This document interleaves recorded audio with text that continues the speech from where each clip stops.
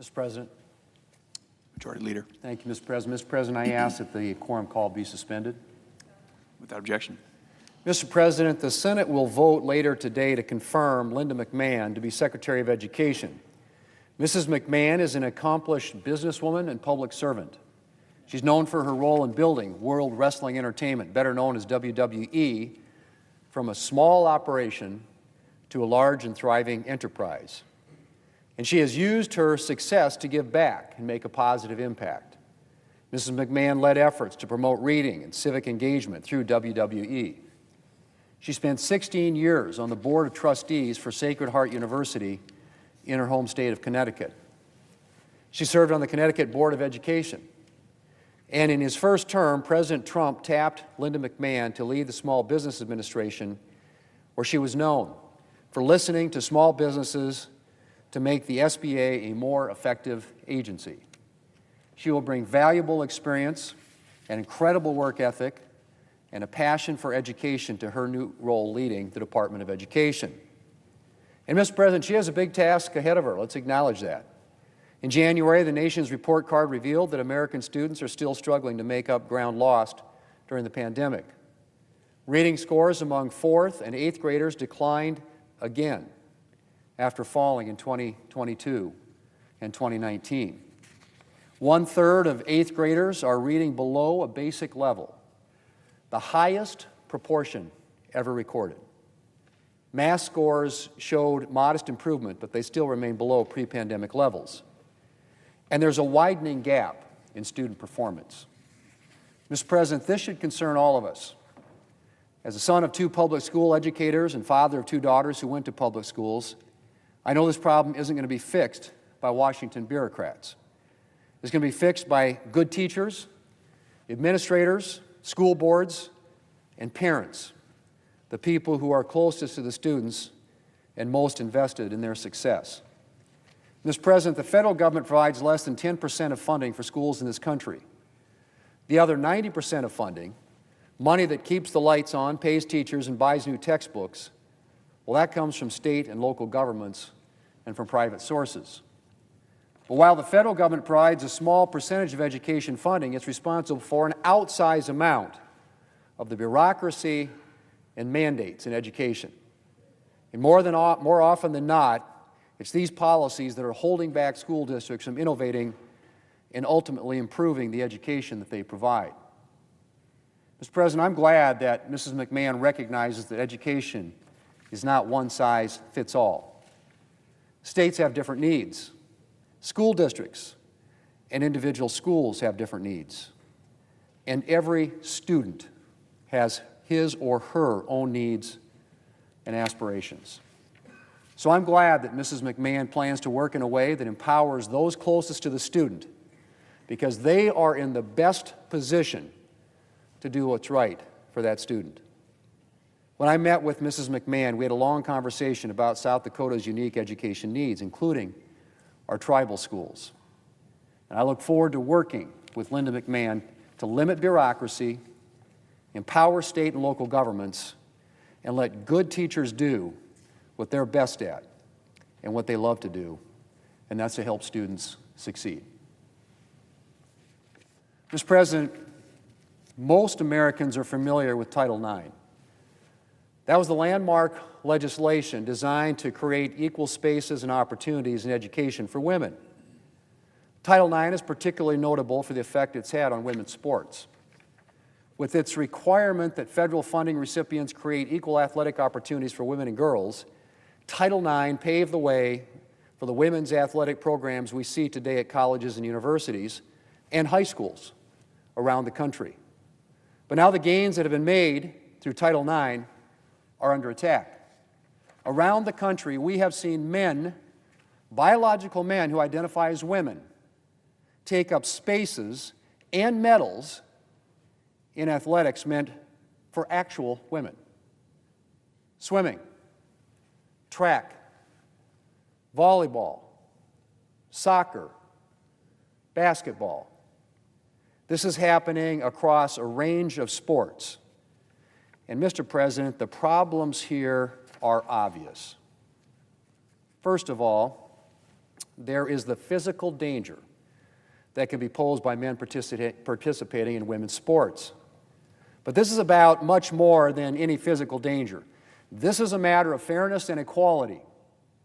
Title IX, as I said, was created to give women opportunities in spaces that have been denied them, to give women the same opportunities that men enjoy. That's not possible when men are involved in women's sports. Biologically, men possess physical advantages when it comes to sports, things like greater muscle mass and greater aerobic power, which means that, by and large, men are likely to dominate in women's sports, taking wins and medal opportunities away from women. And this isn't hypothetical, Mr. President. This is actually happening. Let me quote from an August 2024 United Nations report on violence against women and girls, which addresses the participation of men in women's sports. And I quote, "Policies implemented by international federations and national governing bodies, along with national legislation in some countries, allow males who identify as women to compete in female sports categories. In other cases, this practice is not explicitly prohibited and is thus tolerated in practice. The replacement of the female sports category with a mixed-sex category has resulted in an increasing number of female athletes losing opportunities, including medals, when competing against males. According to information received by March 30th of 2024, over 800 female athletes in more than 400 competitions have lost more than 890 medals in 29 different sports," end quote. Let me just repeat that, Mr. President. According to information received, by 30 March 2024, over 600 female athletes in more than 400 competitions have lost more than 890 medals in 29 different sports. Now that, as I said, is from a United Nations report. This isn't some myth that conservatives have dreamed up. This is happening. Mr. President, I could go down a list of examples here in the United States. The female runner who did not qualify for the women's 55-meter final at the state championship because a biological male identifying as a woman qualified in her place. Another female runner who resigned herself to second place at best because, as she said, she knew there would be no winning against the biological male who finished a full minute and 22 seconds ahead of the second place female finisher. The male pole vaulter who won the women's competition with a vault that exceeded that of the second place female finishers by 6 inches. The women's basketball team that saw nearly half of its season's points scored by a male. And that's just a sampling of the stories that are out there. And of course, Mr. President, the female athletes in question aren't just being robbed of their potential places on the winner's podium, they're also being robbed of the opportunities that might be associated with that place. Things like college scholarships. There's one female runner who was robbed of multiple wins by a biological male described the situation, and I quote, "It robs girls of the chance to race in front of college scouts who show up for elite meets and to compete for the scholarships and opportunities that come with college recruitment. I'll never know how my own college recruitment was impacted by losing those 4 state championship titles to a male. When colleges looked at my record, they didn't see the fastest girl in Connecticut. They saw a second or third place runner." Mr. President, this isn't fair. Girls should not be having to compete in races that are stacked against them. Women deserve their own athletic opportunities, opportunities that are not taken away from them by biological males who have their own spaces in which to compete. They deserve a level playing field. And Mr. President, this is not a niche position. A 2025 New York Times poll found that 79% of Americans, including, I might add, a majority of Democrats, believe that biological males identifying as women should not be allowed to play women's sports. And that's not the only poll that's found that a huge majority of Americans believe that women's sports should be for actual women. Mr. President, at the beginning of February, President Trump took action to protect the original meaning of Title IX and ensure that federal funding would not go to schools that allow men to compete as women. As the father of two former female athletes, I am grateful for his commitment to upholding fairness and common sense. Mr. President, my dad, who was a Division I athlete, came back to my hometown, coached women's sports. Girls basketball, girls track. It would have been incomprehensible to him to think biological boys would be competing against his female athletes. But, Mr. President, unfortunately, there's no guarantee that the next president is going to uphold President Trump's measure. And so today we will consider legislation from my colleague, Senator Tuberville, a former high school girls basketball coach, to permanently reinstate the original intent of Title IX and ensure that women, and women only, participate in women's sports at federally funded educational institutions. Now, Mr. President, I'd love to think that we would easily pass this legislation, that Democrats and Republicans would unite and stand with the vast majority of Americans to protect opportunities for women. But given that every single Democrat voted to block this bill last Congress, I have to say I'm concerned about today's outcome. So this will be a time of choosing for Democrats. They can stand with women, or they can stand with a radical transgender ideology that would see women and their opportunities sacrificed to make way for biological males. Democrats can't have it both ways, Mr. President. It's either one or the other. I had a finance professor in graduate school who used to say that some things are just intuitively obvious. Well, this, Mr. President, is one of those things. And if the Democrats vote to oppose this legislation, they'll have to answer to the women and girls they vote to disenfranchise. I hope Democrats will join Republicans to protect women and women's sports and vote to proceed to the Protection of Women and Girls in Sports Act.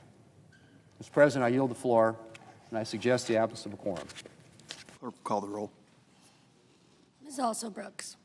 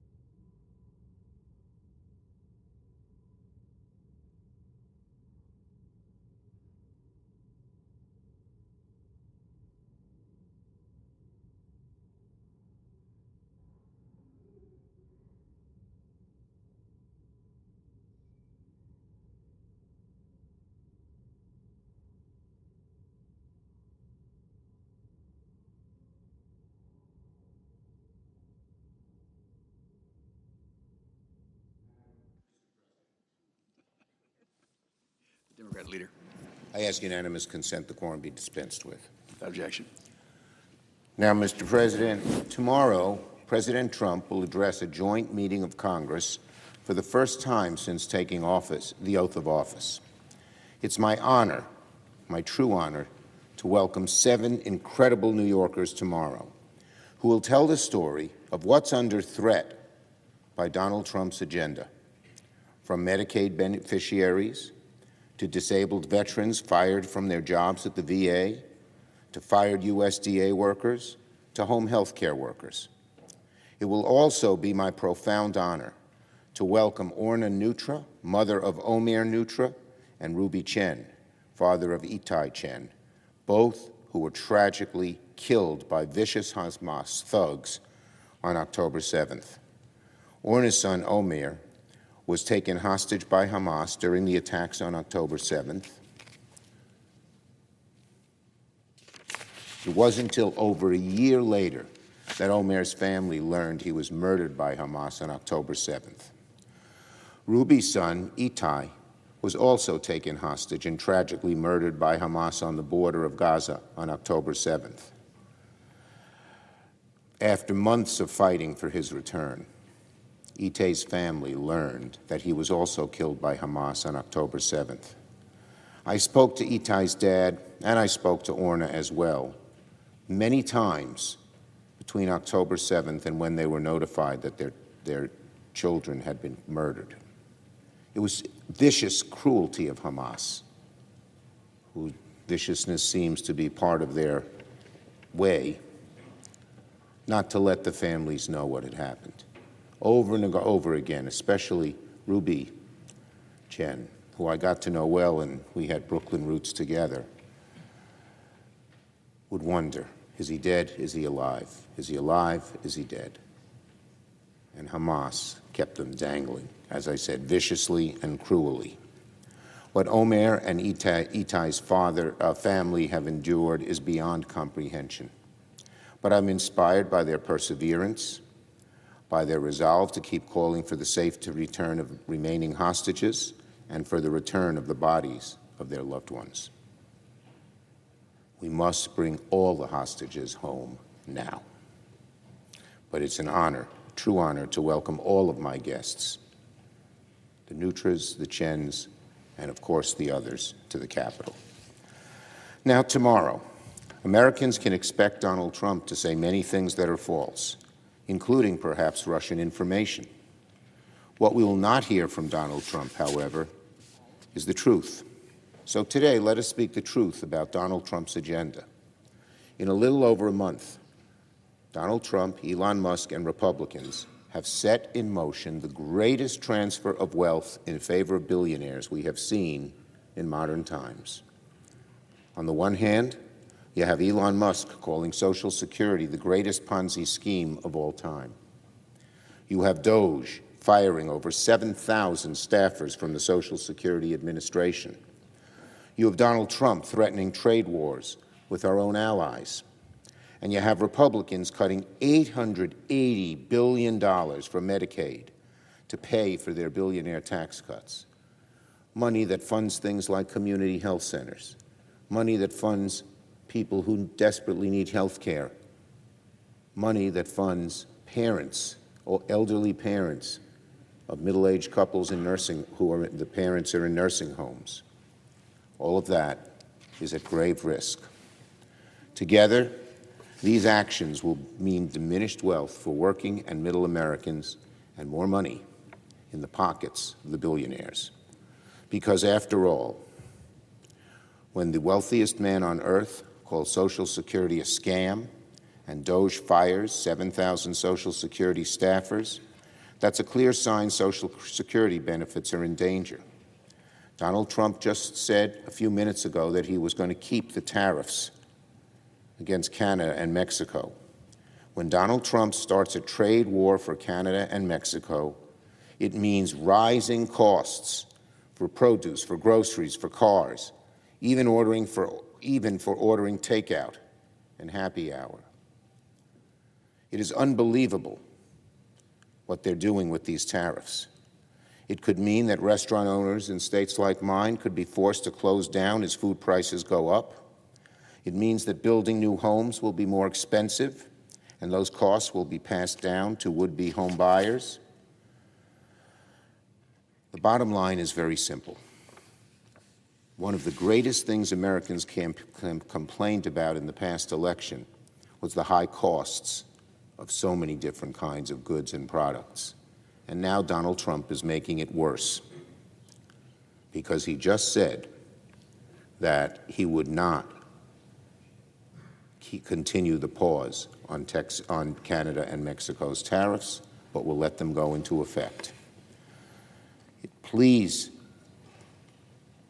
Mr. Trump, rethink your plans to start a trade war, or the average family will get slapped with an average $2,000 extra in costs. Families will suffer, businesses will suffer. You said you'd bring down costs on day one, Donald Trump, yet here, 1 month in, you're doing something that would raise costs significantly for the American people. And when Republicans cut Medicaid, it means health care costs will go soaring for tens of millions of kids, seniors, people with disability, rural communities. So why are the Republicans doing all this? Why are they creating all this havoc, this chaos, this cruelty, and this harm to the American people? Simple. To cut taxes for billionaires and have the American people pick up the tab. Make no mistake about it. This is what a transfer of wealth looks like. Away from working Americans and into the bank accounts of the billionaire club. Meanwhile, it's not much better in terms of foreign policy and our own security. Our allies across the world will look at America and see a country in decline under Donald Trump. They will watch in horror an American president continue to curry favors with war criminals like Vladimir Putin, while publicly berating friends, brave, valiant people who've risked their lives and have seen so many of their countrymen die in a valiant fight for freedom, like President Zelensky. He gets berated, Putin gets praised. What is going on? Rest assured that nobody on earth was happier with what happened last Friday in the Oval Office than Vladimir Putin. Our allies will also watch in horror as Donald Trump and Pete Hegseth make America less safe. It's the world less safe. There's no other way you can look at it when they give Putin a free pass to launch cyber attacks against the U.S. while we disarm our own cyber operations against Russia. Can you believe that? Letting Putin attack us, and we're saying we won't attack him in terms of cyber warfare. What is going on? The world's turned inside out and upside down, all to the detriment of the safety and security of America and its people. Tomorrow, as Donald Trump addresses our nation, our Western allies will wonder about the future of NATO. So these are difficult and dangerous times, and Donald Trump is taking America, our democracy, and the world down a dark and deeply troubling path. But finally, and most importantly, the American people will not take Donald Trump's agenda lying down. You can see frustration boil over in town halls in Georgia and Kansas and Oregon and everywhere in between. Republican leaders are telling their members to cancel town hall meetings. They're running away from the people because they know how badly the people have been hurt by what they're doing. Maybe they don't want to do it, but they're forced to because President Trump wants tax breaks for billionaires. You can see the frustration in the polls, too. A majority of Americans believe that Donald Trump has ignored the #1 issue they care about, inflation, rising costs. You can see the frustration online. Last week, I joined a Zoom. Over 3,000 New Yorkers got on the Zoom, ready to mobilize against Republican attacks on Medicaid. And many of my colleagues had similar meetings with similar strong responses. People are ready. They're energized. You can also see it in the courts. The American people can rest assured that whenever the administration breaks the law, we'll take them to court. It will be one of our best tools to protecting our country and putting a stop to the worst abuses of Donald Trump's agenda. And for the most part, the courts are rejecting much of what Donald Trump has tried to do. The more Donald Trump pushes our democracy to the limit, the more Americans will push back. Organizing is never easy, but it works. It works. That's what we'll continue to do. We shall organize here in the Congress, organize in the public square, organize in court to protect the country we all know and love. Nothing that Donald Trump says tomorrow will change that fact. Now on Social Security. Something terrible is happening that Democrats have long warned about. American Social Security benefits, one of the most sacred things people have, one of the most popular federal programs that has ever been created. Social Security benefits are coming under attack. Last Friday, Elon Musk claimed that Social Security is the biggest Ponzi scheme of all time. And now the Trump administration has announced massive cuts, more than 7,000 workers, to the Social Security Administration. These cuts could affect workers who process checks, answer customer service calls, work in field offices across the country. The cuts could very well delay Social Security benefits. It means longer times on the phone to resolve issues. Everyone knows how frustrating it is, especially seniors who need their checks. They haven't gotten them. They want to get on the phone and find out what happens and now have to wait for hours. It could mean local offices, like in my home state, close down. It could mean more Americans get sicker, go hungry, get their checks far too late. You don't need to scratch your head and wonder what Donald Trump and DOJ are doing when they fire Social Security staffers and call Social Security a scam. They're getting ready to go after people's benefits, plain and simple. Let's be clear. If Americans can't get their checks in time because staffers have been fired, that is a cut in benefits. If Americans can't get an issue resolved over the phone because there's nobody to take calls, that is a cut in benefits. If field offices are closed, if troubleshooting is halted, if checks come late in the mail, that too is a cut in benefits. The only scam going on here is the one where the President of the United States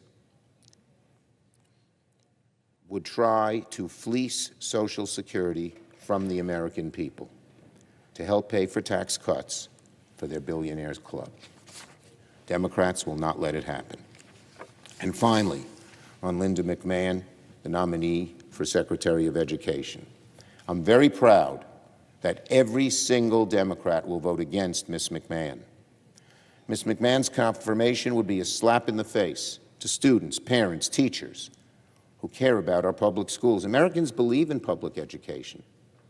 They don't want to see these cuts. They don't want to see the Department of Education abolished. If the Trump administration follows through on cuts to education, schools will lose billions in funding. And what's going to happen, Mr. and Mrs. Average American taxpayer? Your property taxes will go up. The least popular tax probably that there is. The American people do not want to see cuts to education and the consequent rising property taxes. But that is the danger of confirming Ms. McMahon. Before Republicans vote for Ms. McMahon, you should remember, slashing funds for schools, students, parents, and teachers, all for the sake of billionaire tax breaks, is a very bad idea. Senate Democrats know it's a horrible idea. The American people know it's a horrible idea. Today, we'll see where Senate Republicans stand. Yield the floor. Note the absence of a quorum. Clerk will call the roll. Ms. Also Brooks.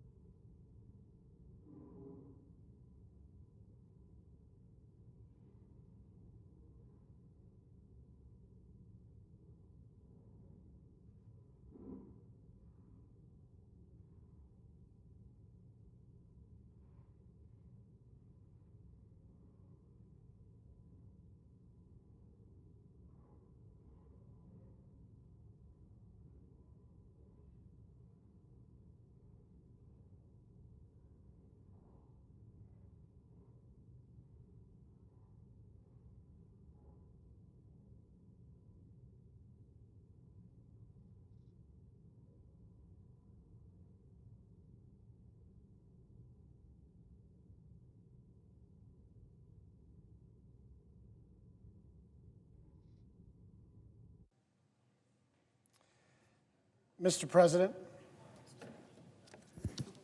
Senator from Hawaii. Thank you, Mr. President. I ask unanimous consent, let's start over. I ask unanimous consent to vitiate the quorum call. Without objection. Thank you, Mr. President. The price of everything is going up. Outbreaks of measles and bird flu are killing people. Airplanes are almost crashing or actually crashing and falling out of the sky. Tens of thousands of federal workers, including veterans, are being laid off in Donald Trump's government purge. And so, obviously, it's a Monday, and we've got 2 votes tonight, and so we're going to address one of those critical issues. Oh, no, actually, we're going to do something totally irrelevant to 99.9% of all people across the country. Now, let's just start with the basics, which is that everyone has and deserves human dignity without stipulations or preconditions. Not just the people you like, not just the people you understand, not just the people you agree with. Every human being is God's creature. And everyone, especially in the United States of America, has the right to be left alone. That is what freedom means, right? You've got to be left alone to live your life however you want within the bounds of the law. And so, what Republicans are doing today is inventing a problem to stir up a culture war and divide people against each other. And worse, they're trying to distract people from what they're actually doing, which is at a time when people are finding it harder and harder to afford the basic necessities, at a time when diseases we eradicated almost 20 years ago are making a comeback and killing kids, at a time when people are getting on flights and saying an extra prayer or breathing a little heavier, you have Donald Trump and the Republicans saying, you know what? Let's cut taxes for billionaires. Let's take money from regular people and the things that they rely on, Social Security, Medicare, Medicaid, the Affordable Care Act. Let's take hundreds of billions of dollars from there and shovel it into the pockets of the richest people to have ever walked this earth, because that's what we need and that is what people voted for. Republicans are focusing on the wrong 1%. Trans people are not the reason people can't afford groceries or health care or housing. The other 1%, the top 1% economically, is responsible for a lot of that. And that's who Republicans are desperate to help. And they're doing it by going after some of the most vulnerable people in our society. I will be joining my Democratic colleagues in voting no on the pending legislation. Madam President, I ask consent that the following remarks appear in a separate part of the record. Without objection. Madam President, we are witnessing one of the worst starts to any presidency in generations, and it's not even close. There is the possibility of negative growth in the first quarter of this year, which would have been unheard of, so bad economically that the Secretary of Commerce is trying to concoct another way to calculate GDP. If you wonder how bad the data is, you got the Secretary of Commerce going like, well, this whole GDP thing, we've been measuring it wrong for all of these decades. There is no comparison for the staggering levels of incompetence and lawlessness coursing through this administration. And regular people are paying a steep price. Tomorrow night, the president will try to rewrite his record and recast blame when he addresses Congress. I want to go over some of the worst things that he's done that actually hurt people. Because unless you're a billionaire, life has gotten harder, not easier, over the last couple of months. Number one, he's actively raising the price of everything. He is actively raising the price of everything. after specifically promising that he would bring down prices on day one. He has gone out of his way to raise them. The price of eggs is up 15%. Coffee prices are at record highs. And the price of everything from tomatoes to strawberries to clothes to toys to cars to homes and home building is about to go up starting tomorrow because Trump is picking a needless fight with our largest trading partner with tariffs. Prices will skyrocket, businesses will be hurt, and people will lose their jobs. Number two, not even a week into his second term, Trump illegally froze federal funding for all 50 states. All 50 states. With one Monday night memorandum, the White House locked states out of portals for everything from Medicaid payments to housing assistance. Schools, child care centers, rural hospitals, VA clinics were suddenly left wondering if they would have to close their doors or lay off staff. Almost a month later, the taps are not fully turned back on as a result of the freeze and Trump's other executive orders. Hundreds of billions of dollars continue to be withheld from states and communities where they belong. These are taxpayer dollars. These are dollars that are appropriated by this branch of government, the Article I branch of government. So if you don't like how appropriated funds are going to be spent, there is a mechanism for an executive branch to do something about it. They can propose a new budget, and they can either sign or veto a new appropriations bill. But that's not what they did. They just acted as though they could cross out things that they found objectionable. And it's not even as though they did that in some sort of methodical way. They had a bunch of kids going in there, literally kids, Control F. Oh, gender, kill that. Oh, native, kill that. Oh, climate, kill that.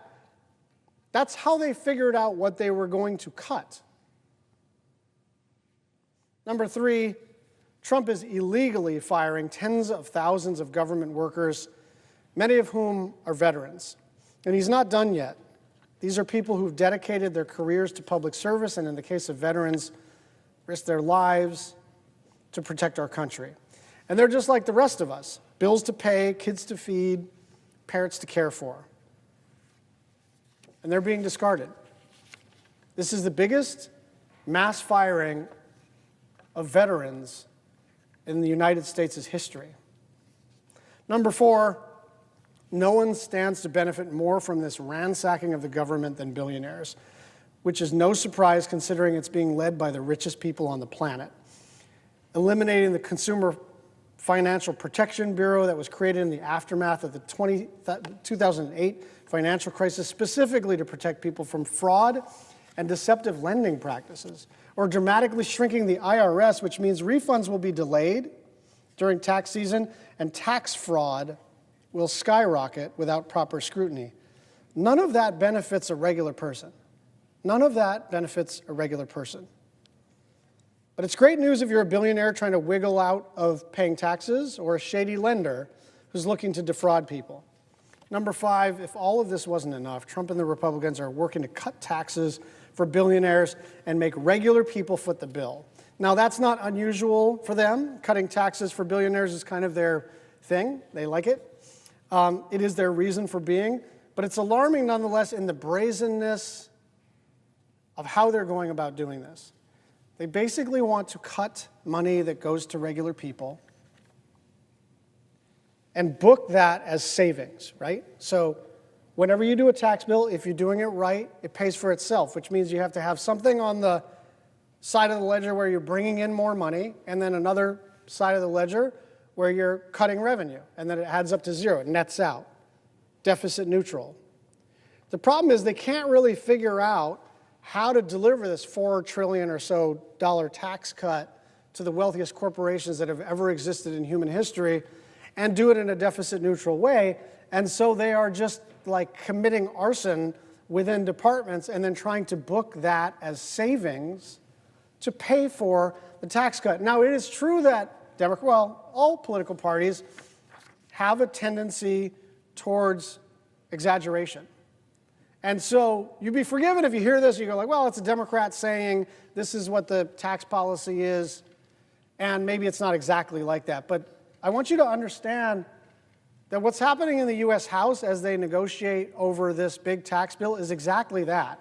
They're demanding more and more cuts from the Affordable Care Act, from Social Security Administration in terms of the staffing of the place, from Medicaid, where they want to turn it into block grants, which is just a euphemism for Medicaid cuts. And then they want to take all of those savings and not like reinvest it in some other part of the government, right? Not put it in the Department of Education, not give it to low-income individuals so that they can climb out of poverty.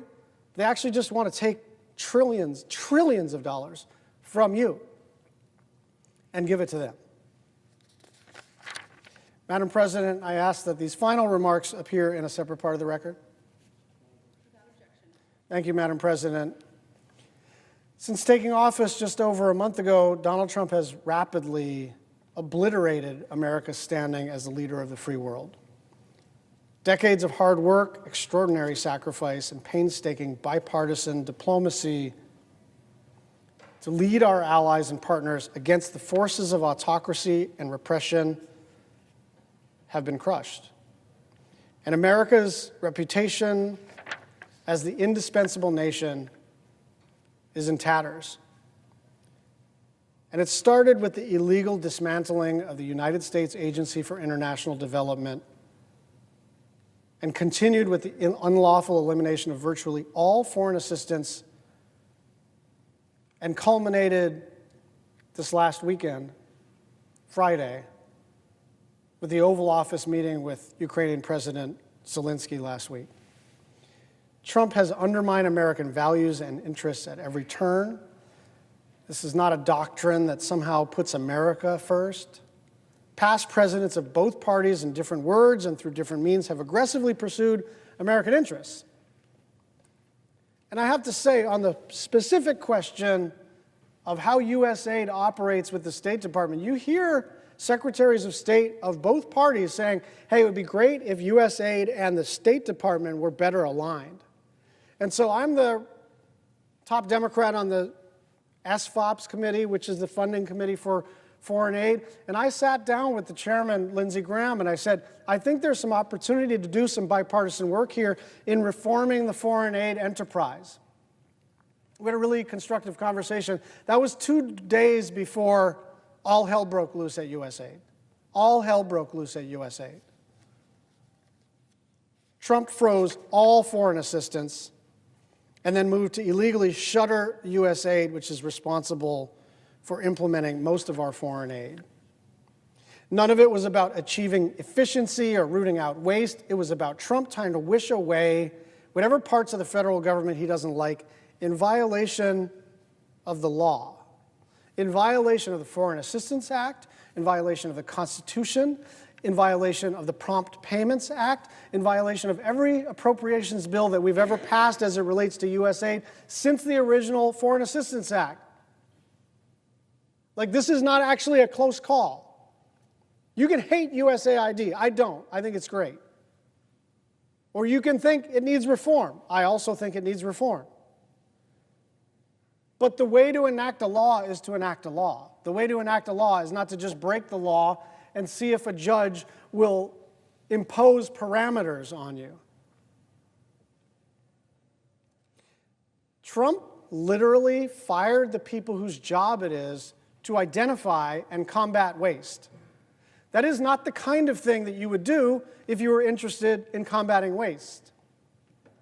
There was a person at USAID who basically wrote a bunch of factual memorandums to senior staffers saying, this is the consequences of what you're doing.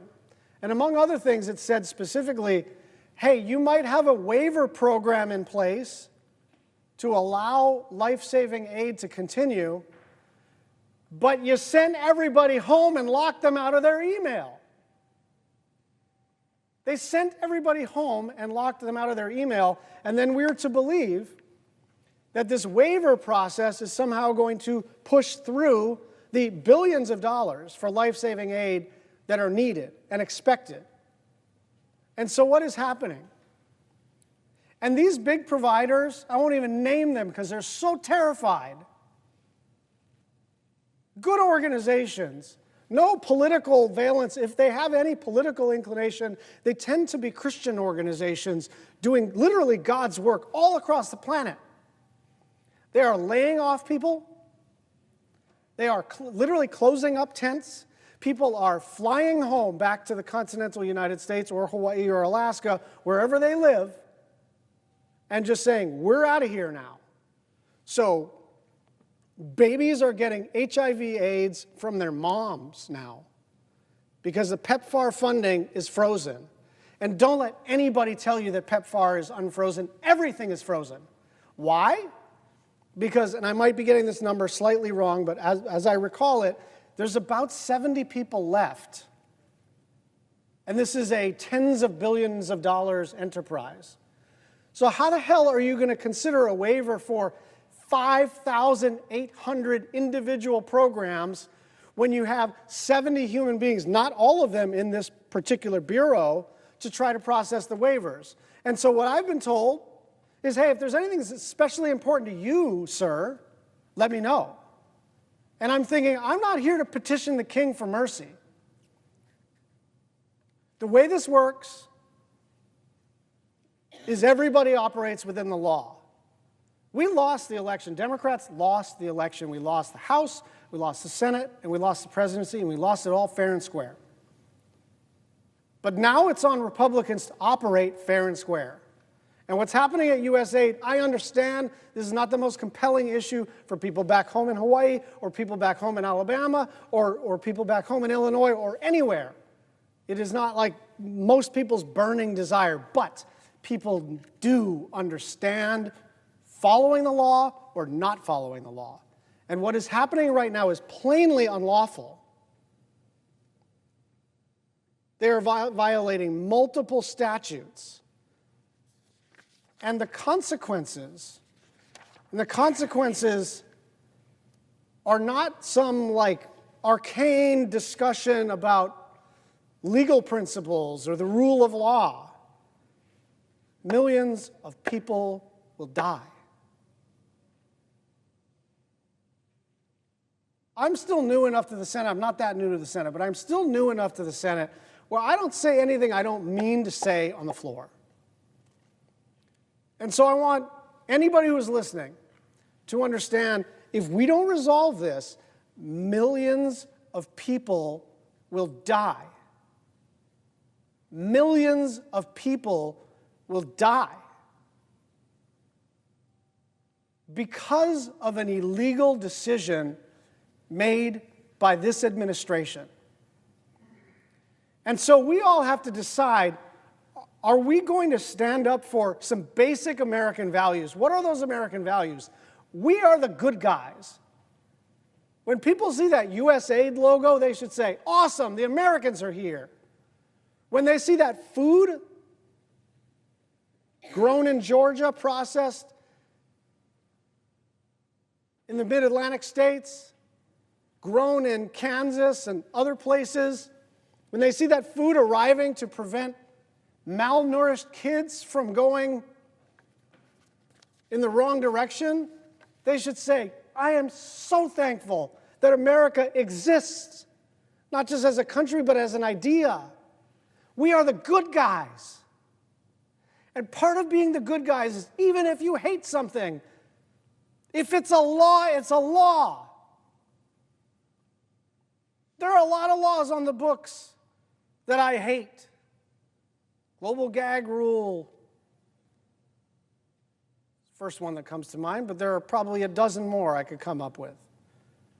It literally never occurred to me to ask Joe Biden or Barack Obama or Donald Trump or anyone else to violate the statute and see what the judge says. And so we, as the Article I branch, and we as patriots, have to wrap our arms around this problem, get the aid enterprise back up and running for humanitarian reasons, for geopolitical reasons, for legal reasons, for moral reasons, and for reasons related to what we are here to do, which is we are here, if this enterprise needs to be reformed, count me in. But this is a law-making process, not a law-breaking process. I yield the floor.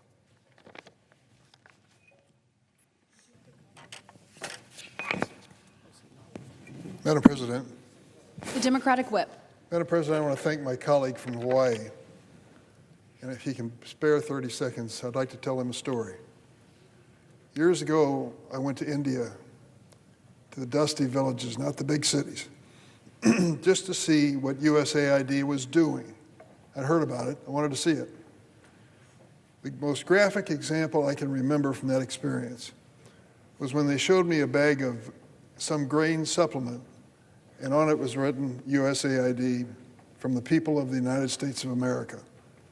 And what they were doing with this was making a lunch for the children in the village.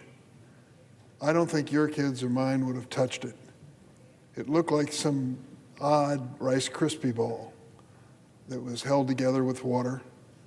And they sat with little tin plates with this Rice Krispie ball on it from the USAID package to eat their lunch. But before they ate their lunch, they paused, and I said, "What's going on?" And the guide said to me, "They're saying a prayer of thanks to this United States of America for giving them food to eat." I thought to myself, for goodness sakes, it's 1% of our federal budget, 1% that we spend in this manner to try to give kids around the world a chance to survive. There are many other things we do, but that basic example of those kids sitting in the dust of that village, eating that Rice Krispie ball, and thanking the United States of America for it, touched my heart and still does to this day. Thanks for what you said. I appreciate it so much. I also want to say a word about what we're going to vote on today, an issue that's going to come before us. I might ask my colleagues if they could answer the following question. How many athletes, NCAA athletes, are there in the United States? I asked Mr. Baker, former governor of Massachusetts, that question. And he said over 500,000. 500,000. And I said, of all those athletes, what percentage are transgender? Oh, fewer than 10. I said, fewer than 10%? No, fewer than 10 total out of 500,000 are transgender. And yet we're going to come to the floor with a proposal from Senator Tuberville to vote on this issue. He's going to attempt to bring to this floor a bill that targets trans youth. This bill would revoke federal funding from schools with athletic programs that allow trans girls to participate on sports teams for women or girls. The bill, which has no enforcement mechanism, could subject women and girls to physical inspection by an adult if someone from an opposing team accused them of being transgender. Think about that for a second. Your daughter, someone in your family, going to play a sport, and someone on the other team challenges them. That's not a little girl, that's a transgender boy. This bill that we're about to vote on gives authority to someone to make a physical inspection of that little girl if someone from the opposing team accuses them of being transgender. Does that sound a little extreme to you? Well, it sure does to me too. This infringes on the privacy of girls and women and is a dangerous use of the powers of government to target children and their families. Put yourself in the shoes of these families for just a moment. Imagine being the parent of a trans kid and telling your child they are not even allowed to play on the same sports team as their friends at school because a politician said they couldn't. Coincidentally, Madam President, I had a hearing on this subject, and in 2023, a teenager named Harley Walker, a 16-year-old transgender girl from the state of Alabama, spoke with an unwavering voice in front of the Senate Judiciary Committee about what it was like to be one of the children who are affected by these anti-transgender laws. Harley Walker, from home state of Alabama, had enacted a law threatening her ability to access the care she needs to be happy and healthy. Harley told the committee, and I quote her words exactly, "I want all of you to look at me, here and now, and hear my words. I am a very happy 16-year-old. I have wonderful friends who accept me for who I am. I'm active in my school's debate team and other extracurriculars. I'm just trying to be a teenager in America," she said. same as any other teen. But I keep having to jump through hoops that other people my age don't have to. I'm here in front of this committee instead of enjoying summer vacation just to try to ensure that my right to exist isn't taken away. It's that personal. It's that important. And we're going to vote here to give someone unspecified the right to physically inspect a girl or a young woman if the other opposing team accuses them of being transgender. My goodness. Is this what we're all about here in the United States Senate? Madam President, on a separate topic, tomorrow night members of Congress and their guests will gather on the floor of the House to hear the President on the status of our nation. This annual address traces its roots back to founding fathers, but I doubt that they would even recognize their beloved country today.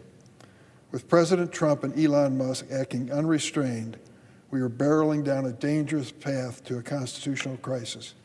In the Judiciary Committee, which you serve on, we had 3 witnesses last week, nominees to serve in important positions in the Department of Justice. The question that was asked of them was very basic. Would you advise a public official in the United States of America to follow a court order? Just that simple, to follow a court order. And they hemmed and they hawed and they said generally so, generally this. The most lucid statement was made by a Republican Senator, John Kennedy of Louisiana, who said the answer is yes. You either follow a court order or you resign your office. It is that basic. But if you listen to those 3 witnesses, there's a serious question whether that would happen. It's a question as to whether or not there is any check or balance on the executive branch if they will not live by the findings of a court. It troubles me. It continues to trouble me. And it's at the heart of our concern about the future of our Constitution. Madam President, I'm going to have a guest at the State of the Union address tomorrow night, Dr. Elizabeth Sokol. She's from Lurie Children's Hospital in Chicago. I know that hospital well. My daughter was treated there for years. I think it's one of the best on God's green earth. For more than a decade, Dr. Sokol has been a pediatric oncologist at Lurie Children's in Chicago. She treats young children with neuroblastoma, the leading cause of cancer death for children age 1 to 5. Dr. Sokol's work, which includes conducting clinical trials on neuroblastoma brain cancer research, is funded by the National Institutes of Health. The NIH is quite simply the premier medical research agency in the world. It provides over $38 billion in research funding to all 50 states, including yours and mine, studying everything from pediatric cancer to dementia, Alzheimer's, ALS, diabetes care, and heart disease. Breakthrough research supported by the NIH has made a difference. You know all those ads you see on television about those drugs? You can hardly pronounce their names or remember them. People skipping through a field of flowers, feeling better because they take a certain drug. 99% of all the new drugs in the United States, all of them, 99%, started in research at the National Institutes of Health. If they're good and they're important, you can credit taxpayers for creating an agency that does the research. That breakthrough research has made a difference in the lives of thousands of people. Yet this is one of the agencies, the National Institutes of Health, that President Trump is dismantling through a series of abrupt, illegal, devastating funding cuts, gag orders, and mass firings. As a result of President Trump's actions, Dr. Sokol's work on neuroblastoma in kids, brain cancer in kids, and the lives of the kids who depend on it is in serious danger. Rather than empty rhetoric, Dr. Sokol actually does the work to make America great, offering families hope. You don't think that these families think it's great if she can find something to cure their child? Donald Trump and Elon Musk are trying to stop her. That sounds like a rash political statement, but it's true. At the same time, Dr. Sokol's hospital, Lurie's Children, is staring down massive cuts to Medicaid for life-saving treatment of critically ill children. Medicaid is the lifeline for Children's Hospital. If we go through with the planned budget we hear from the House, the cutbacks of 14.5% in Medicaid funding will dramatically hit American hospitals. Rural hospitals will close, children's hospitals will close, programs will be shut down. Medicaid is their lifeline. It covers nearly half the kids in this country. If you slash Medicaid funding for Lurie Children's in Chicago, Cincinnati Children's in Ohio, Children's Hospital of Pennsylvania, you are harming life-saving treatment for kids with cancer and other serious conditions. For as long as I can stand and speak, I'll be standing and speaking in support of NIH funding and the work of people like Dr. Sokol. She's my guest tomorrow night because I want my colleagues, when we sit down together for a light dinner before the address, to meet this NIH researcher and hear from her firsthand what the cuts of Elon Musk and Donald Trump are doing to children's research in America. Surely we are better than that. The last point I want to make is this, Madam President. Today is a special day in the state of Illinois, and no other state that I know of today. It is Kazimierz Pulaski Day. Kazimierz Pulaski was a Polish patriot who decided to help America in the Revolutionary War. He came over, and his military experience led him to create the U.S. Cavalry. He was in a battle of Savannah and severely wounded and died.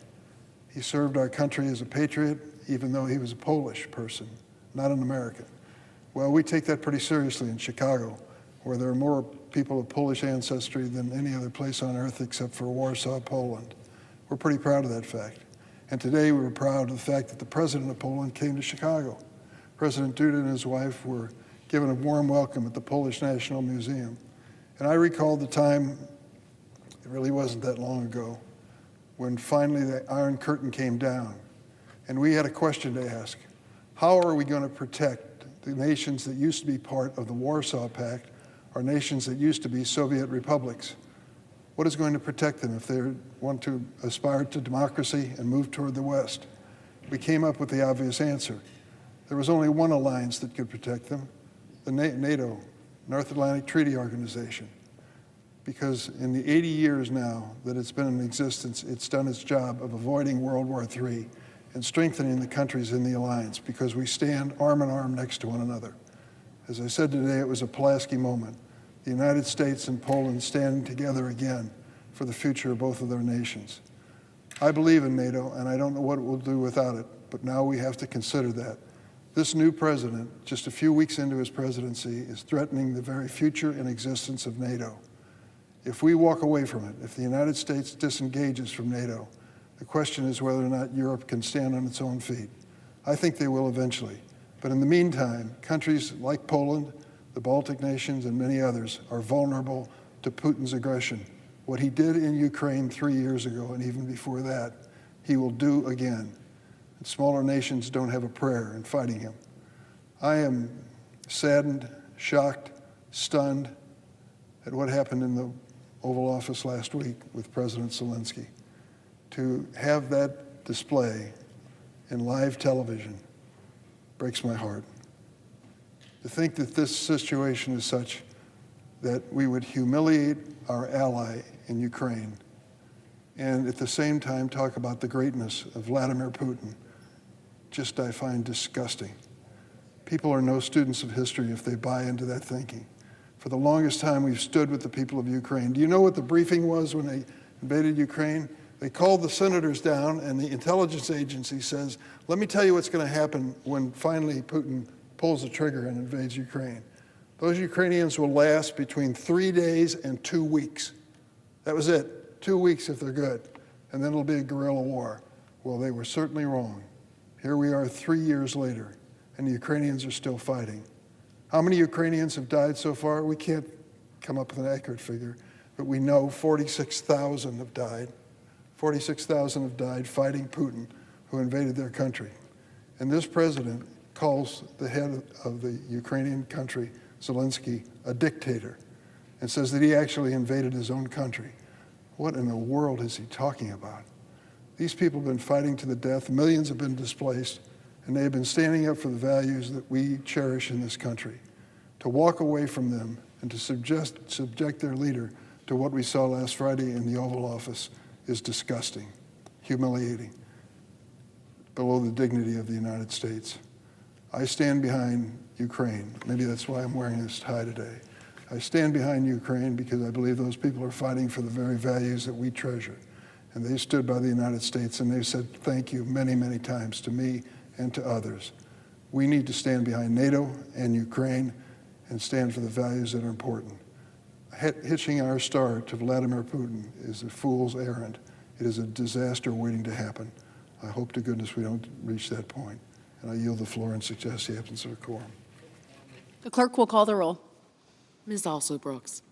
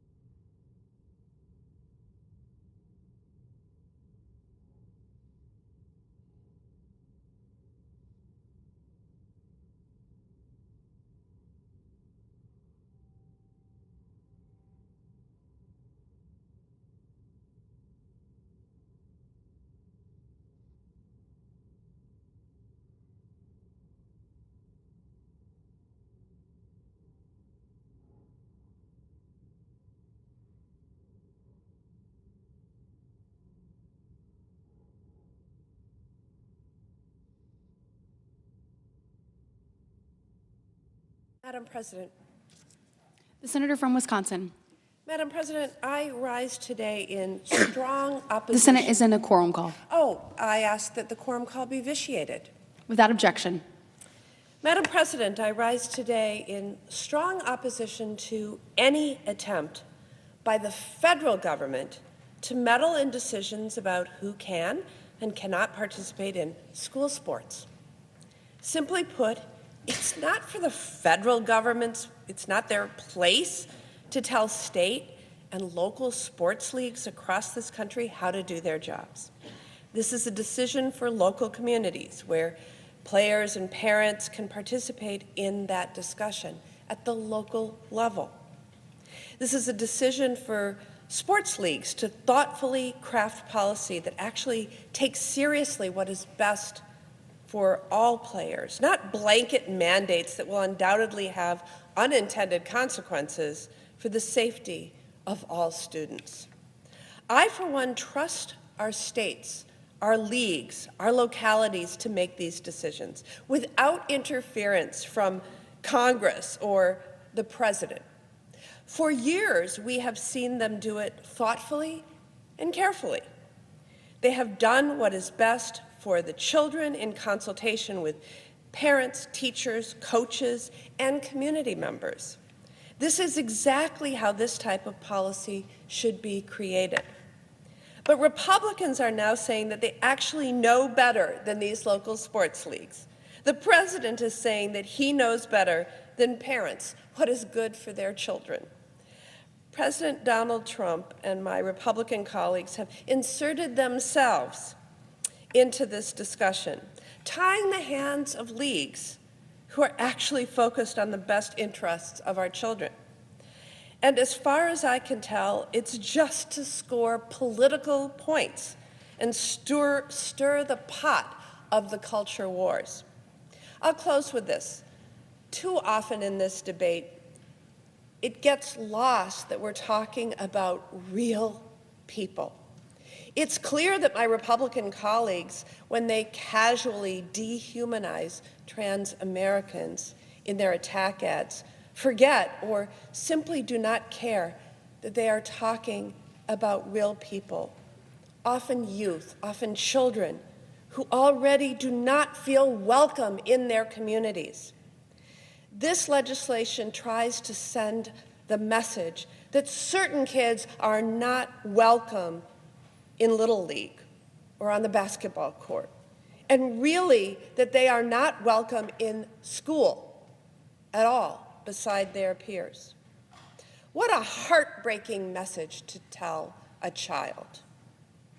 No American, especially those who are already vulnerable, should be demonized and picked on so that politicians can win elections, period, full stop. And at the end of the day, while Republicans are focused on playing politics with children's sports leagues, I'm focused on the issue that I hear about from my constituents every day. I am focused on lowering household costs and taking on the big corporations that are price gouging families at the grocery store and at the pharmacy. And I'm focused on growing our Made in America economy and making sure that everyone has a fair chance to get a good paying job. I am focused on ensuring that people can access high quality health care and protecting Medicaid. I'm focused on the people of Wisconsin and their needs, not stepping on their right to decide what is best in their own local communities. I yield the floor.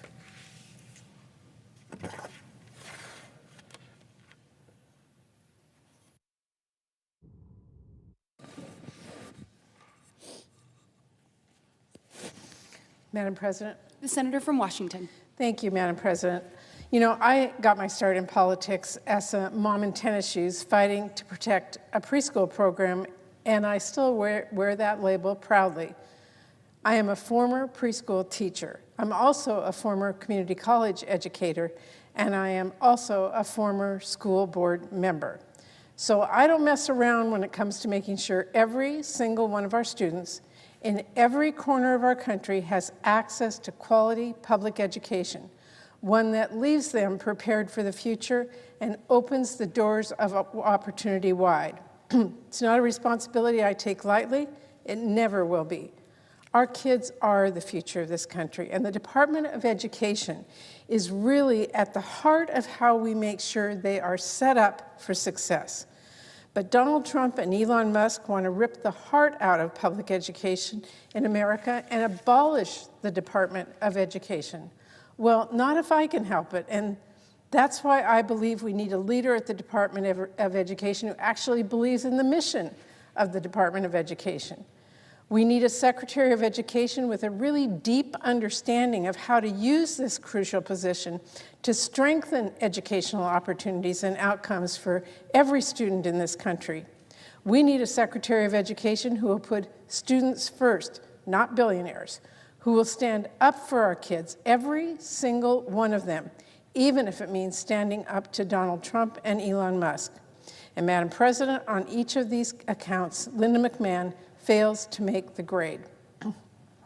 I've had concerns from the outset about whether Ms. McMahon has the experience we should expect from an education secretary. And I'm sorry to say my concerns have not been alleviated. Far from it. I asked her in our confirmation hearing about the Every Student Succeeds Act. That is the law I negotiated with Republicans to finally fix the No Child Left Behind and to provide more flexibility to our states and schools while ensuring accountability for our tax dollars. She couldn't name a single requirement of that law, not one. How is she supposed to enforce our education laws when she didn't even bother to study up before her Senate confirmation hearing? On fighting for public schools, it is painfully clear that McMahon's plan for our students and schools is in lockstep with Trump's pro-billionaire agenda. They're going to let public schools get robbed blind as the richest people in the world suck money out of our schools and communities that need it the most. They're going to cut off funding that directly supports our students and teachers and send it straight to the pockets of unaccountable private and for-profit K-12 schools. And on standing up for our students, standing up to President Trump, Linda McMahon got it backwards.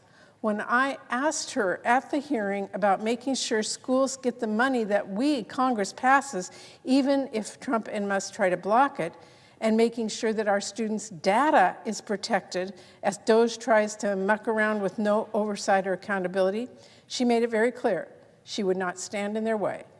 But it gets worse, because when it comes to Trump's mission of destroying the Department of Education, she's all too ready to grab a hatchet and get to work.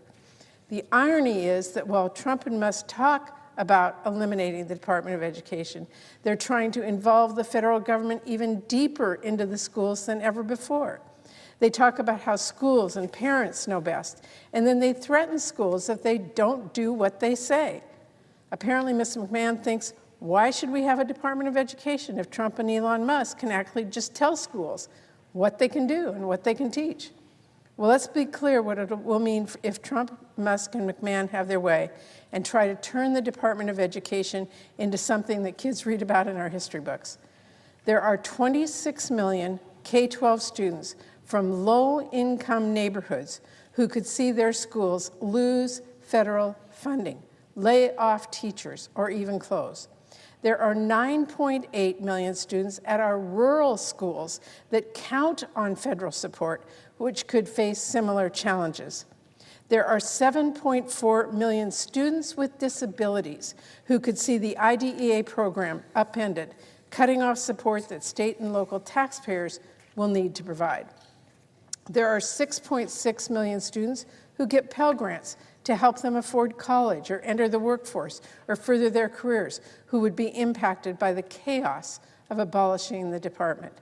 And there are 8.1 million high school students and 3.3 million college students who are served by our career and technical education programs that are administered by the Department of Education.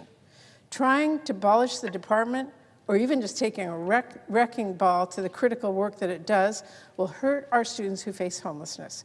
It will cut off federal aid to students who want to pursue a higher education.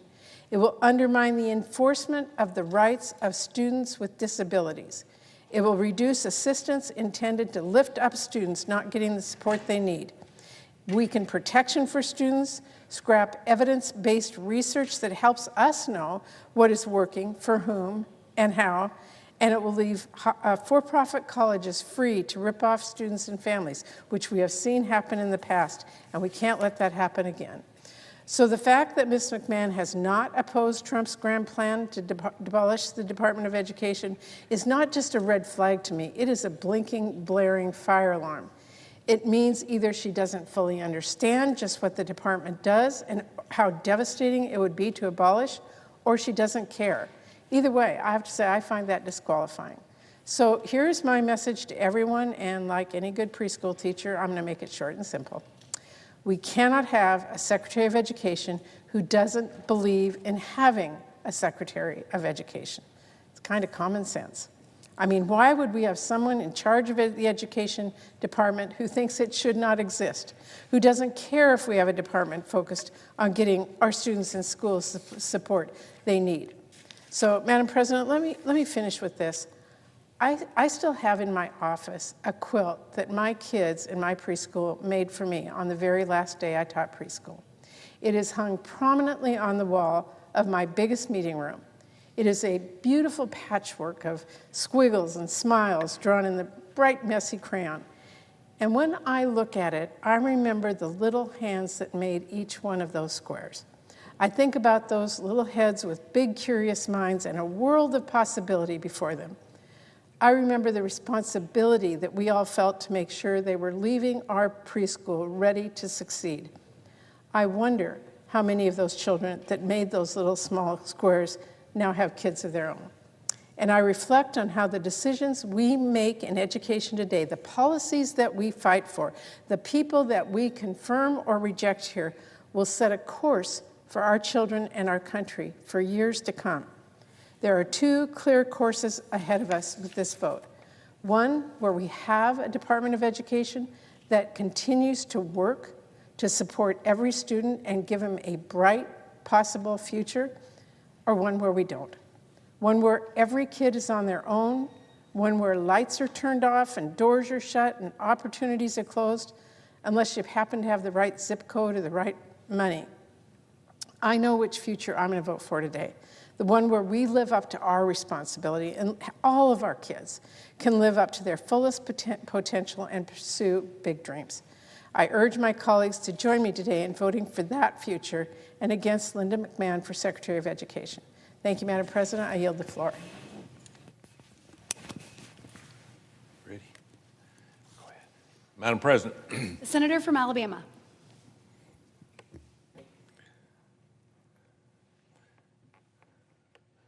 Madam President, today we have a very important day for women and girls across this country. Third time's a charm. This is the third time that I've had a vote on this bill. The other two times has failed because we have had almost zero Democrats help to support women and girls in sports. Over the past 4 years, women sports at all levels has been under attack. Since the beginning of time, people have agreed that sex is assigned at birth and determined by God. But under Biden administration, you had people claiming that men can get pregnant. Pure, absolute insanity. But it didn't stop there. They weren't content just to erase gender norms that have been accepted for thousands of years. No, they wanted to allow transgender men to participate in women's and girls' sports. This has been happening at schools all across our country.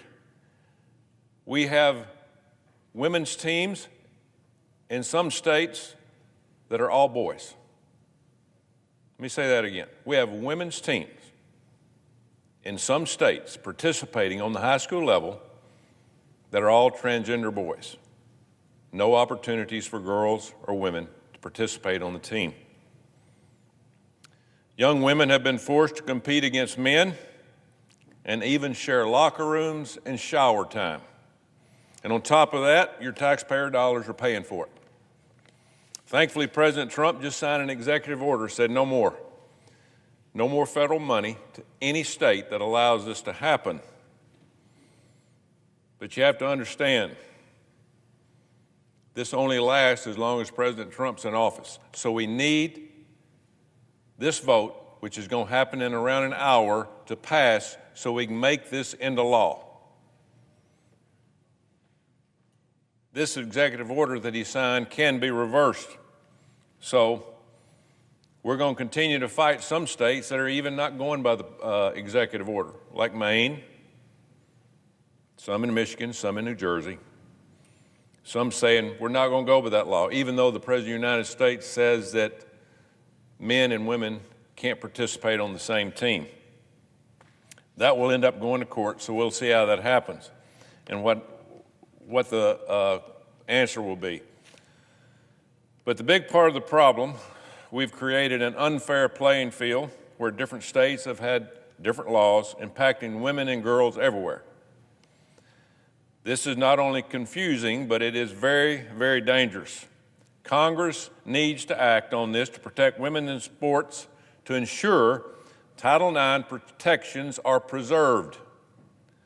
My bill that we are voting on today, in about an hour, the Protection of Women and Girls in Sports Act, would make sure women's rights to equal competition, equal scholarships, safe locker rooms, and that they all are protected.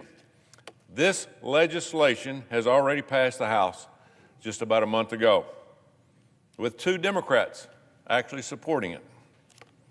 I appreciate the support of all my Republican colleagues on this. You have all joined me in championing this very important cause for the past 3 years. I especially want to thank Leader Thune for hanging and bringing this bill to the floor here in the United States Senate. This will be the 3rd time. It is hard to get a bill on this floor, but it is so important, and he understands that. I also want to thank my friend and former colleague, Senator Joe Manchin of West Virginia, who was the only Democrat in the last few years to support this when he was in the Senate. Unfortunately, my other Democrat colleagues have been radio silent on this very issue, despite the fact that a recent poll shows 67% Democrats do not want men in women's sports. 67%. So I'd like to make the case to each and every one of my colleagues today on this important issue. As most of you know, I spent 40 years as a coach. What you may not know is my first job wasn't in college, but it was coaching high school girls basketball. I don't want to date myself, but that's about the time Title IX started, and it was implemented, most of it, during my tenure as a girls' coach. I saw firsthand how the immediate difference was made through Title IX. Before Title IX, a lot of schools, college women's athletes really didn't exist. You had very few sports. You might have had basketball, you might have had track, but you didn't have volleyball, you didn't have softball, you didn't have anything else. When Title IX came about, we started more women's sports. After Title IX was enacted, things started to change. For the first time, young women I coached had equal access to facilities, resources, scholarships, and all kinds of competition. I saw these hardworking young women go to start successful careers and become leaders in their communities. And a lot of it was because of their opportunity to play sports at every level. I still keep in touch with many of these young girls. They're not young anymore, but I'm proud of them for the success that they've had. Looking back on it now, I wonder if they would have had the same opportunities had we not had Title IX. Would they have had the same success if they had to compete against male athletes? One of the most frequent talking points I've heard from the other side on this issue is it's not a big deal. It isn't impacting that many women. That's not true. At least 900 medals that belong to women have gone to men just over the last few years of men competing against women. In Pennsylvania alone, 66 female athletes have lost placements to male participants since 2020. Now, how sad is that? For each woman, the medals that went to men, there are potentially hundreds of other women who lost out on that same opportunity. Not to mention the hundreds of girls who perhaps did not make a team at all because they didn't have a spot. You only can have so many on a team. Or how many young women who missed out on a scholarship because that man or a biological boy took that scholarship. It's not fair. Say no. This is a minor issue impacting a few Americans. That's what my Democrat colleagues are saying. Only a few. You know, I took the liberty of looking up how many women and girls participate in women's sports in some of my Democrat colleagues' home states. More than 77,000 girls participate in high school athletes in the state of Georgia. In Michigan, 114,000. In Virginia, 164,000. New Hampshire, 17,000. Pennsylvania, almost 150,000. New Mexico, almost 20,000. Minnesota, 98,000. Arizona, 120,633. And don't tell me it's not going to affect these states when today my Democrat colleagues come on this floor that represent these states and vote against this bill. It will affect it, and it will affect it for years. So, as you can see, men competing in women's sports has had a negative impact on a lot of different girls across this country. But you know, it's not just trophies. It's about playing time. It's about learning and being on a team, learning how to win, learning how to lose. But again, going back to what I said earlier, there are entire high school teams that are women's teams that are nothing but transition biological boys. And because of that, you got the young girls sitting in the classroom or going home or in a PE class that don't have that same opportunity. So it's the principle of the thing. Title IX has always been about protecting women. You know, last week, my wife Suzanne and I were proud to welcome our first granddaughter, Rosie Grace. It's about 5 or 6 days old. We want her to have the same opportunities that all the other girls have had over the years. She deserves that right, fair competition, scholarships, trophies. I've already bought her first set of golf clubs at age 5 days old. But if Democrats have their way today, she may be one day forced to compete against a man. Let me tell you something. If she has a dress in the locker room with a boy, you're looking at a grandfather that will raise hell. If they shower in the same showers, we're going to have problems. So what we're creating here is more and more problems across our country that we don't need. You know, I heard a story the other day about a 6th grade girl in Minnesota who was changing in a locker room after swim practice when a biological man who identified as a female walked in, came within 4 or 5 feet of the young girl to grab something. Let me tell you, her dad came unglued. You would have too. Anybody would. So this is not about politics. This is about right or wrong. 79% of Americans agree on this issue. Allowing men to compete against women is just plain wrong. 79% of the entire country. And like I said earlier, 67% of my Democratic colleagues, their constituents, say, no way, Jose, this is not going to happen. So to my colleagues on the other side of the aisle, you may want to check with your constituents before you make this vote today in about an hour. Because if polling is correct, even close to correct, 8 out of 10 of your voters do not want men participating against women.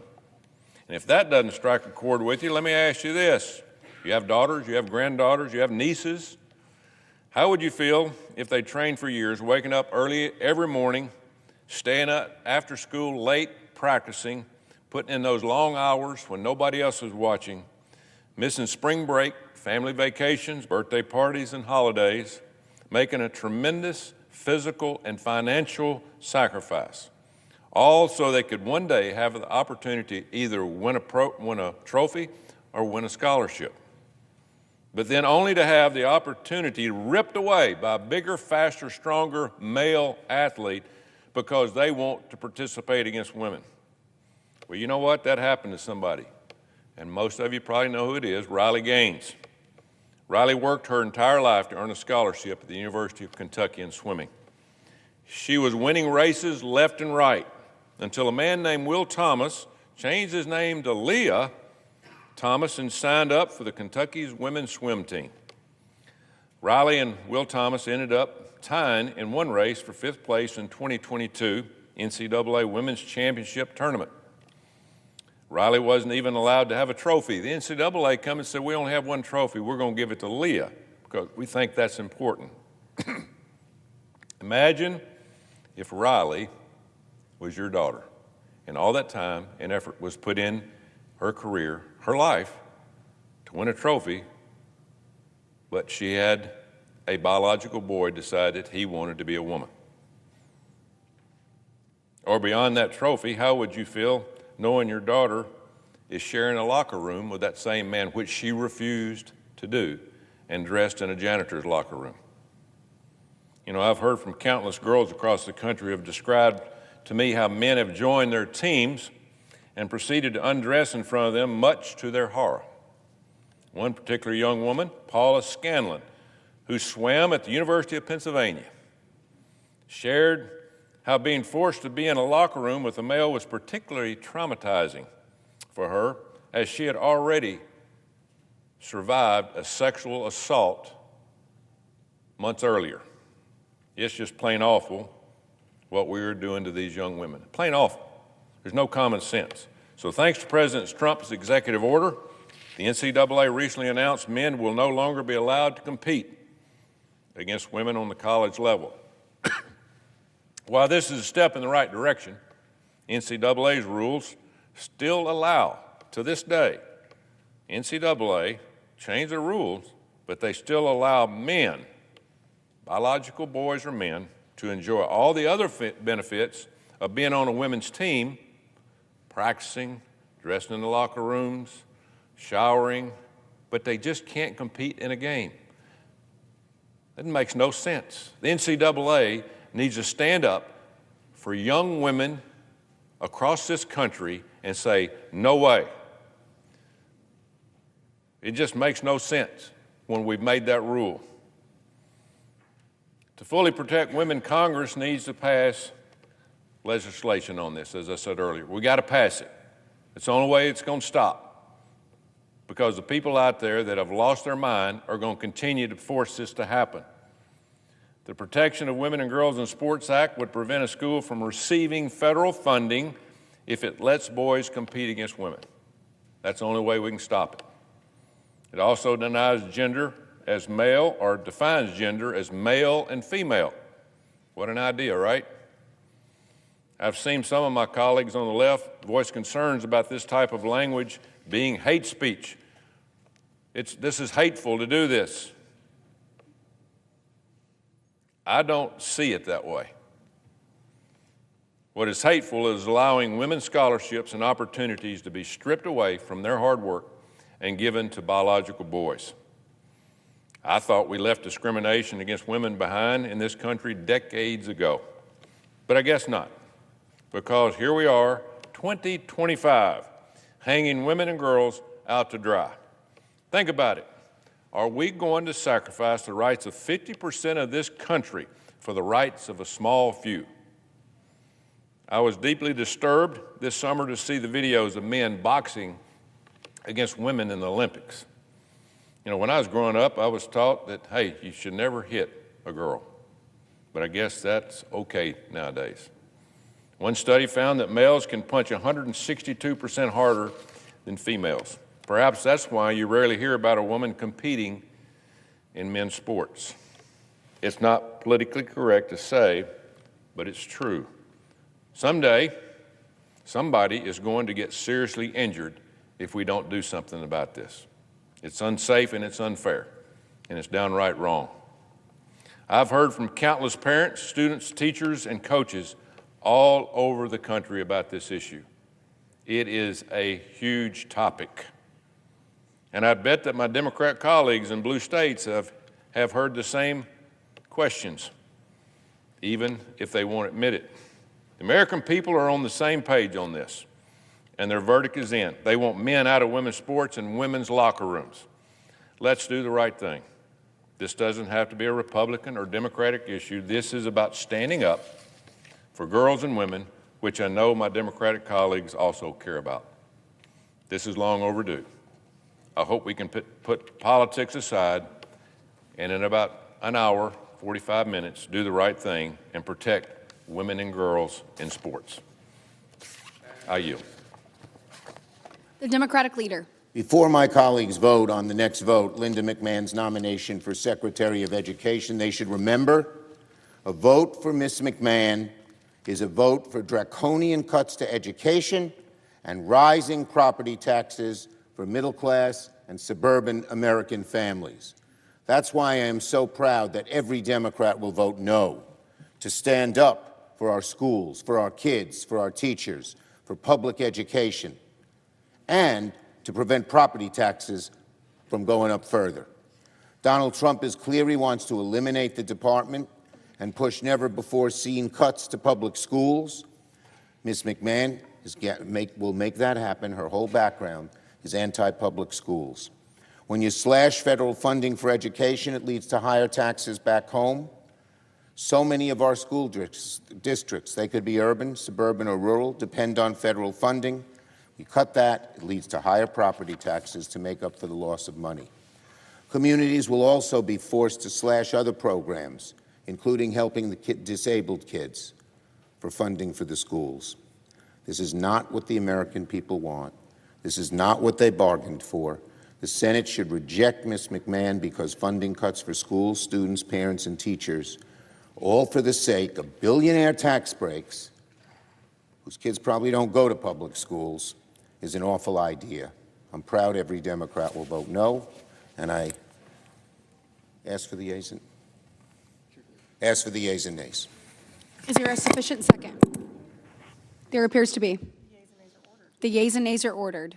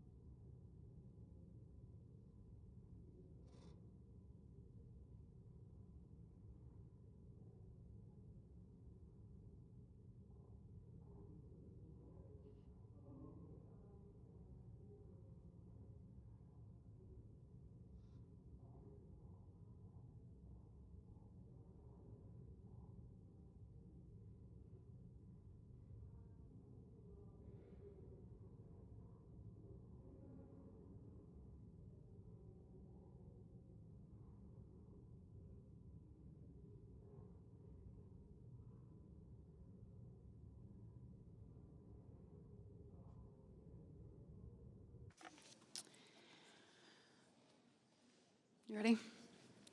Under the previous order, the question occurs on the nomination. The yeas and nays were previously ordered. The clerk will call the roll.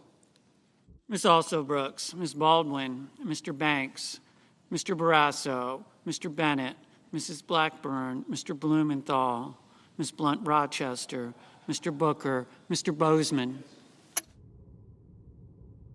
Mrs. Brett. Yes.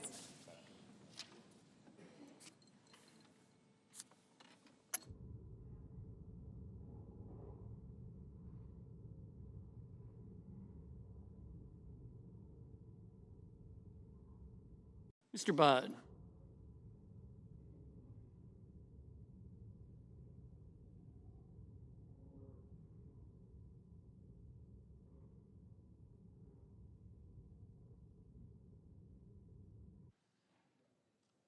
Ms. Cantwell.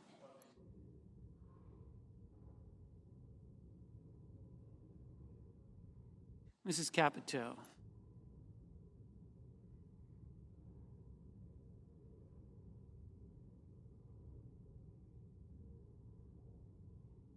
Mr. Cassidy.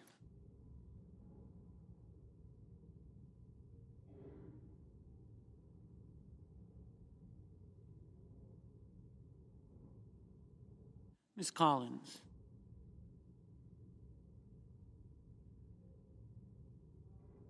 Mr. Coons.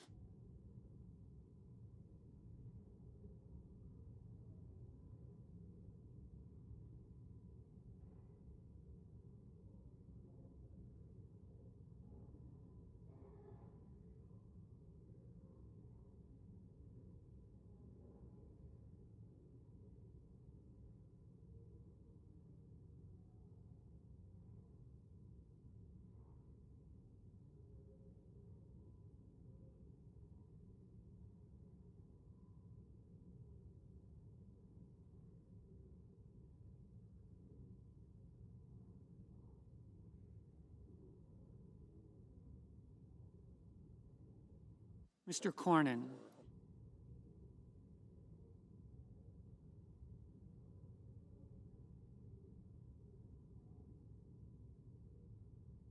Ms. Cortez Masto.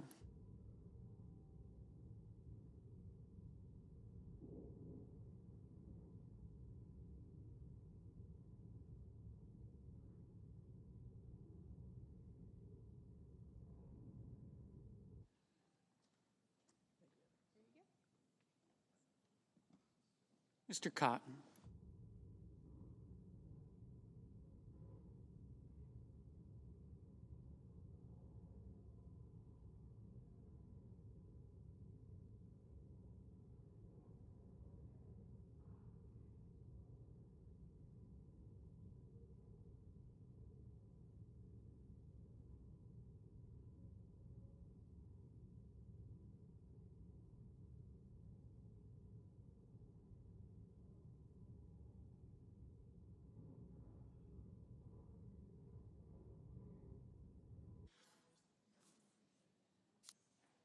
Mr. Kramer.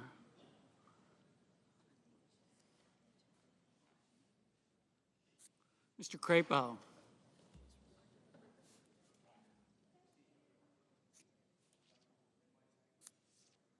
Mr. Cruz. Mr. Curtis. Mr. Daines. Ms. Duckworth. Mr. Durbin. Ms. Ernst. Mr. Fetterman.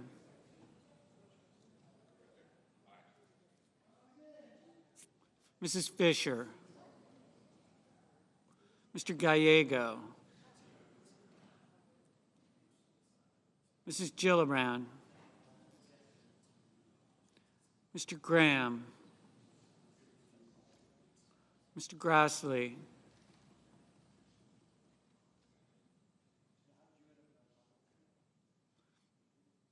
Mr. Haggerty. Ms. Hassan. Mr. Hawley. What did you just say about me, Cotton?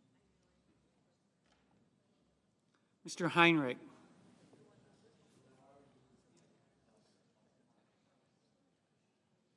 Mr. Hickenlooper.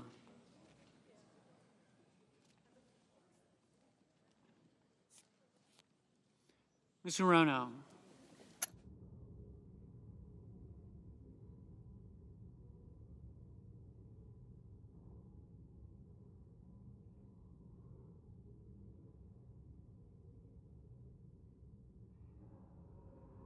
Mr. Hoven. Mr. Husted. Mrs. Hyde Smith. Mr. Johnson, Mr. Justice, Mr. Kane, Mr. Kelly,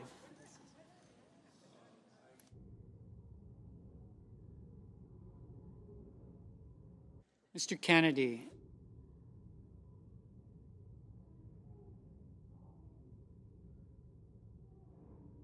Mr. Kim,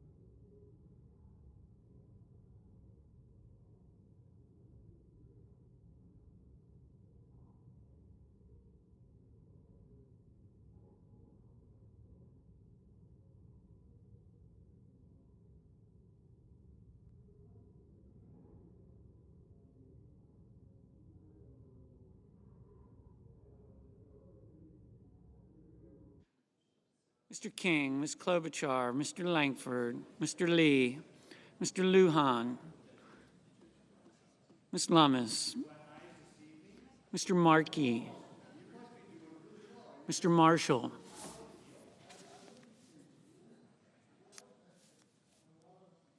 Mr. McConnell, Mr. McCormick, Mr. Merkley,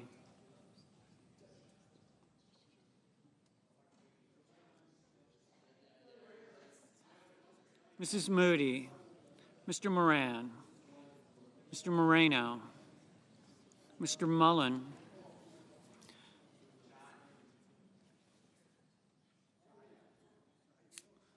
Ms. Murkowski,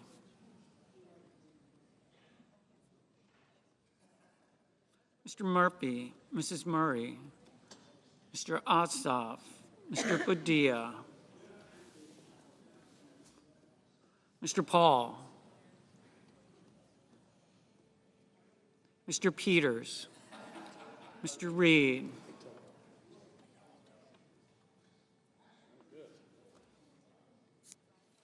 Mr. Ricketts, Mr. Risch, Ms. Rosen,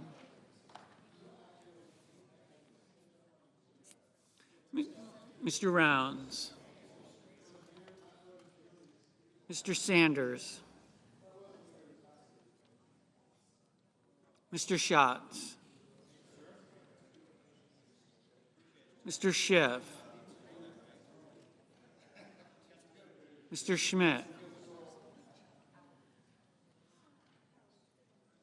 Mr. Schumer, Mr. Scott of Florida, Mr. Scott of South Carolina, Mrs. Shaheen, Mr. Sheehy, Ms. Slotkin,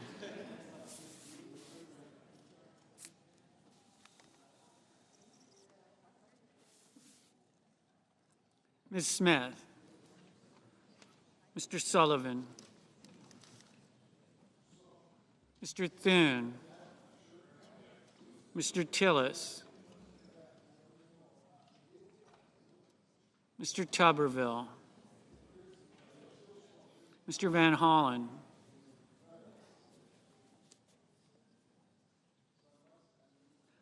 Mr. Warner, Mr. Warnock, Ms. Warren, Mr. Welch, Mr. Whitehouse, Mr. Wicker, Mr. Wyden, Mr. Young.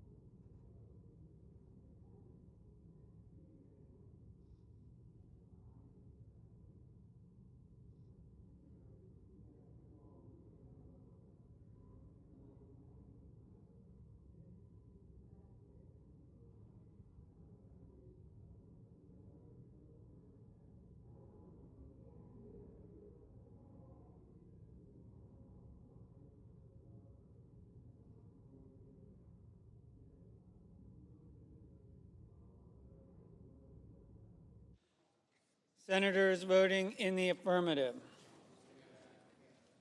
Barrasso, Blackburn, Bozeman, Britt, Cornyn, Cotton, Kramer, Crapo, Daines, Grassley, Hyde-Smith, Justice, Langford, Marshall, Moody, Murkowski, Paul, Ricketts, Scott of Florida, Scott of South Carolina, Sheehy, Tillis.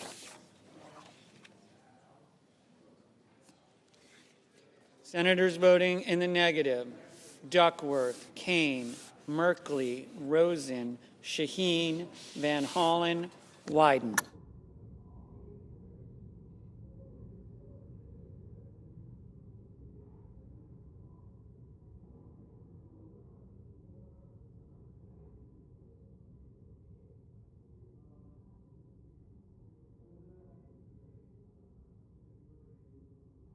Mr.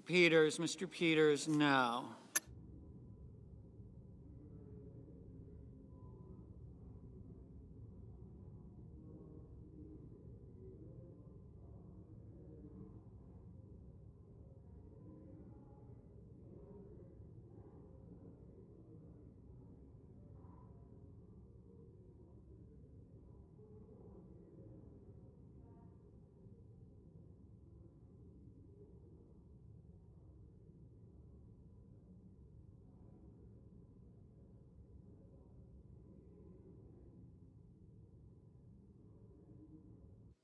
Mr. Husted, aye.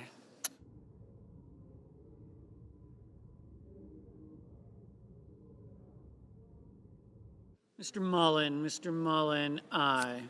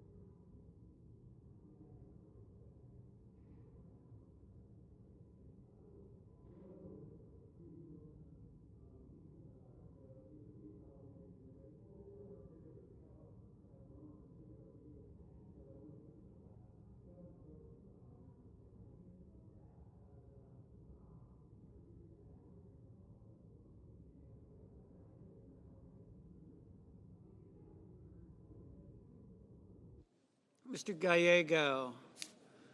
Gallego, no.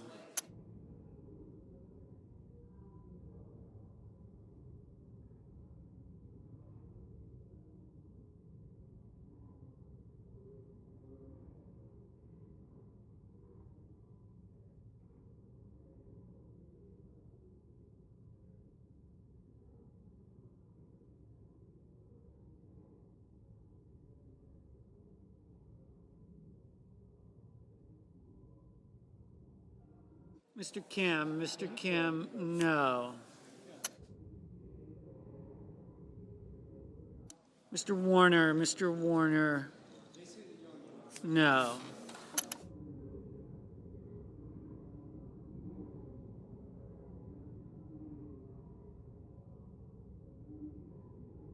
Mr. Warnock, no.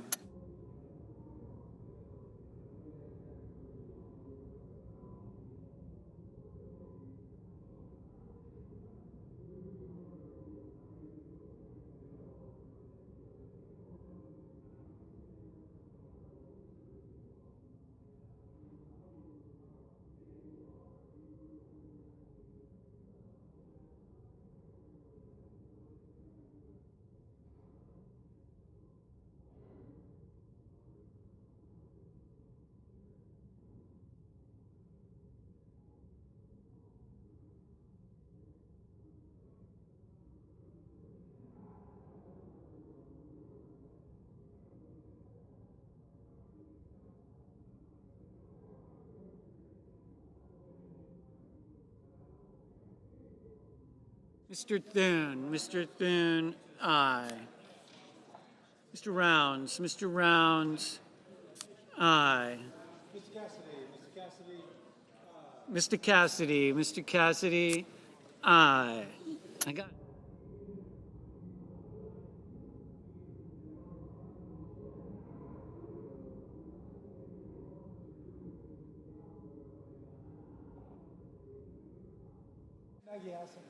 Ms. Hassan, no.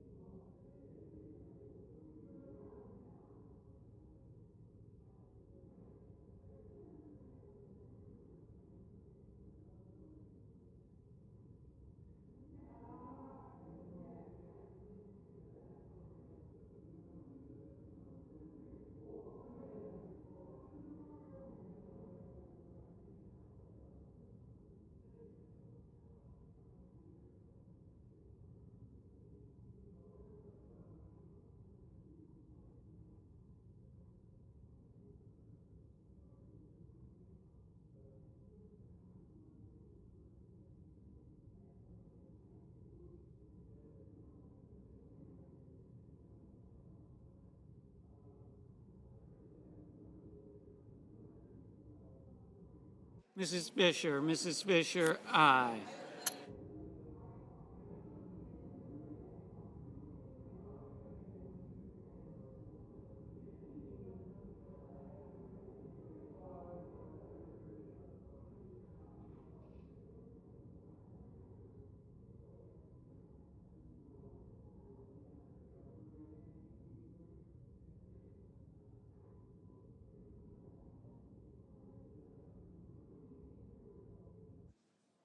Mr. Curtis, aye.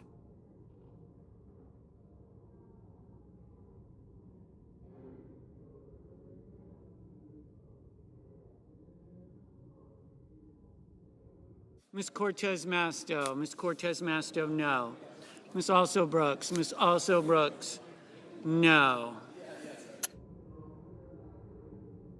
Ms. Cantwell,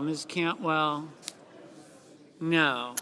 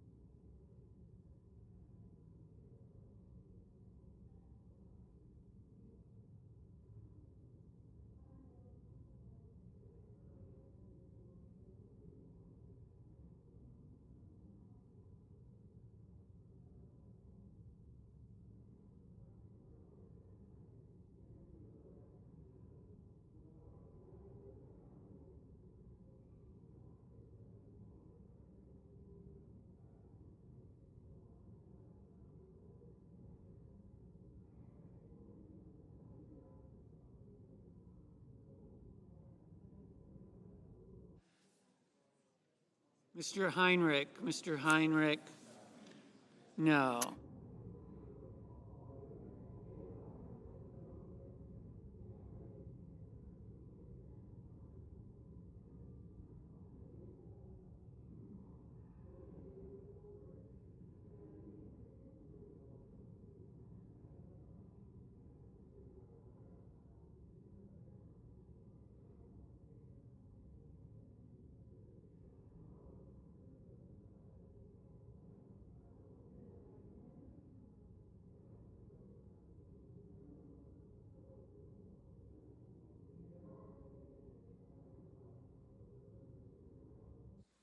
Mr. McCormick, aye.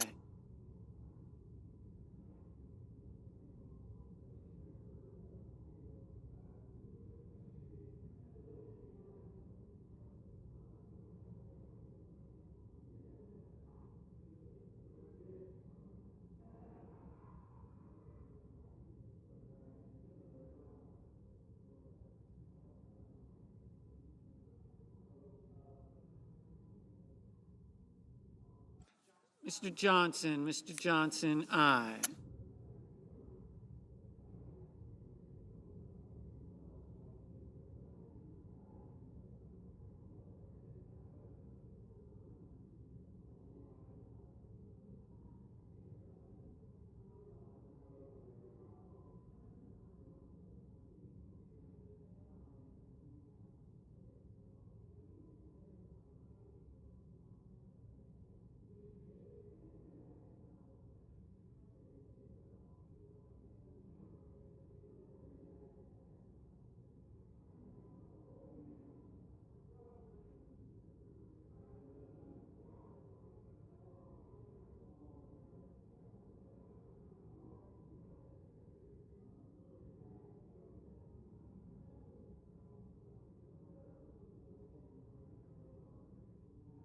Ms. Collins, aye.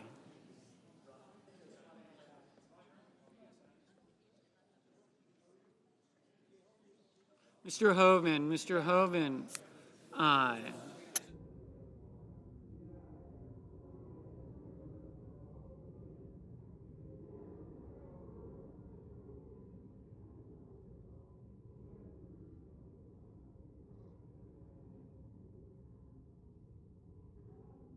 Mr. Kelly, no. Mr. Wicker, aye.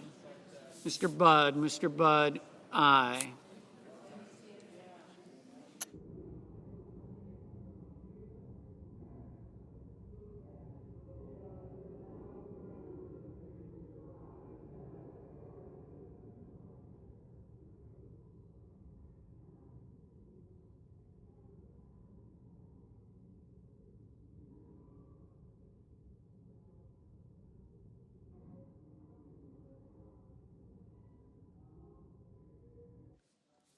Mr.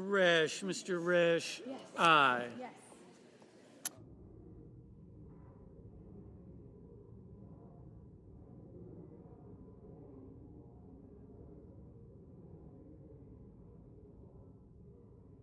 Mr. Moreno, aye.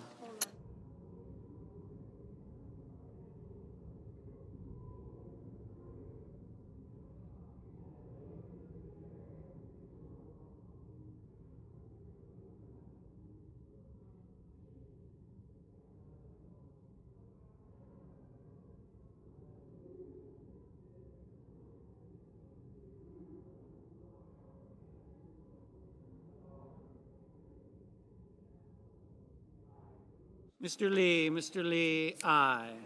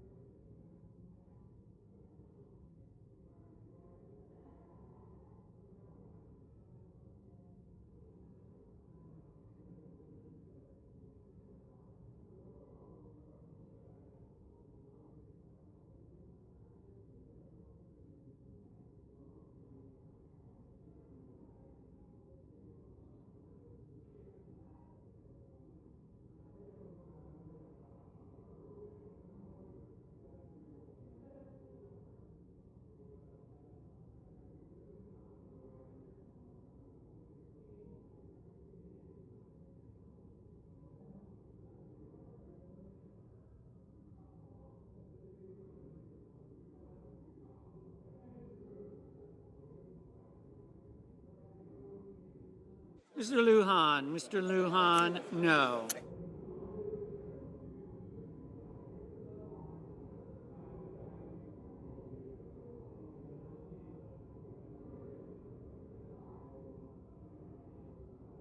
Mr. Schmidt. Mr. Schmidt, aye. Mr. Banks. Mr. Banks, aye.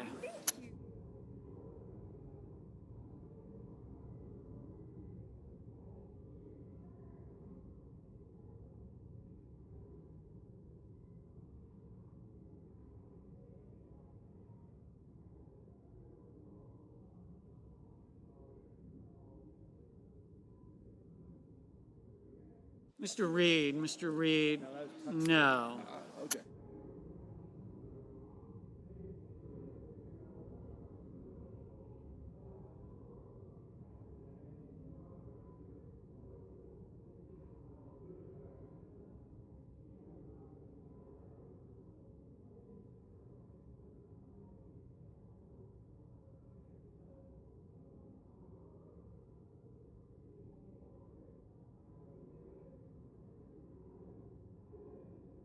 Miss Ernst. Miss Ernst, aye.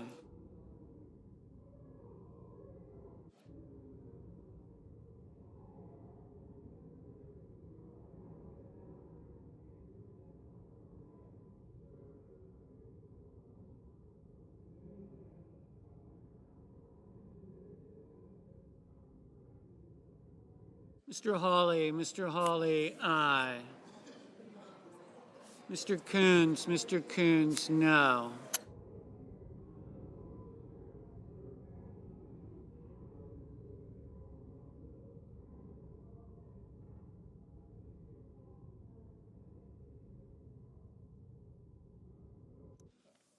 Mr. Whitehouse. Mr. Whitehouse, no.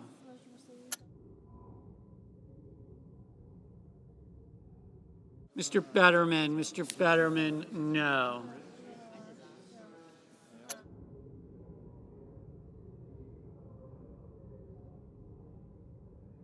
Mr. Kennedy. Mr. Kennedy, aye.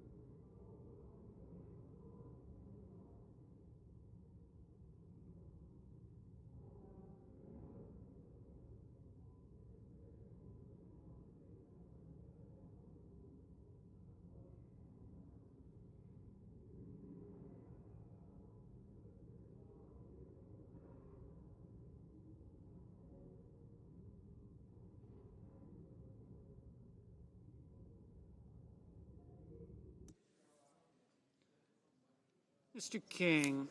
Mr. King, no.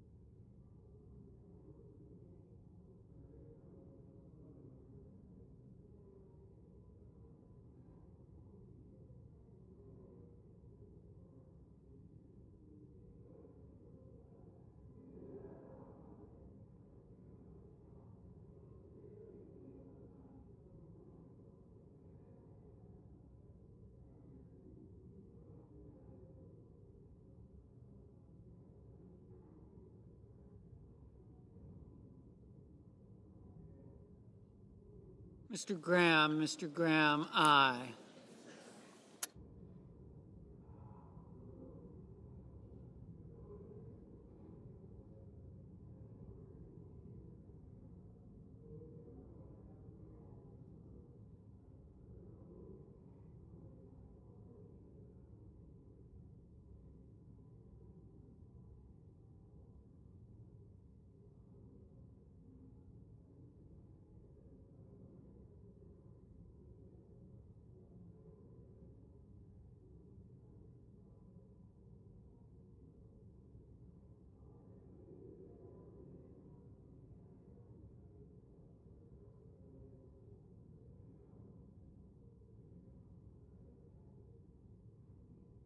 Mr. Ossoff, no.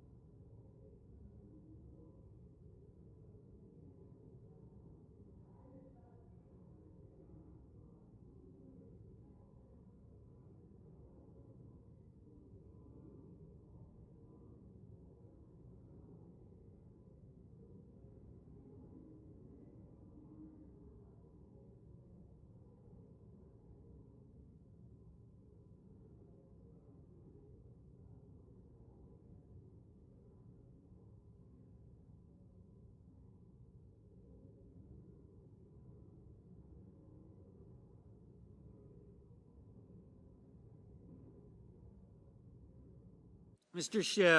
Schiff, no. Ms. Blunt Rochester, no.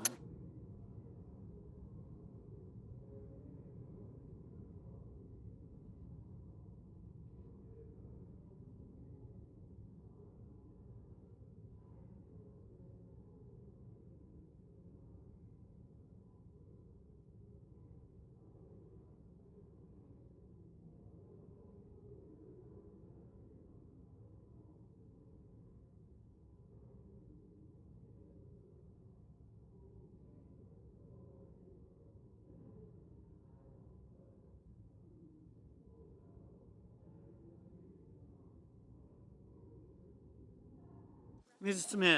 Smith, no. Ms. Hirono, no.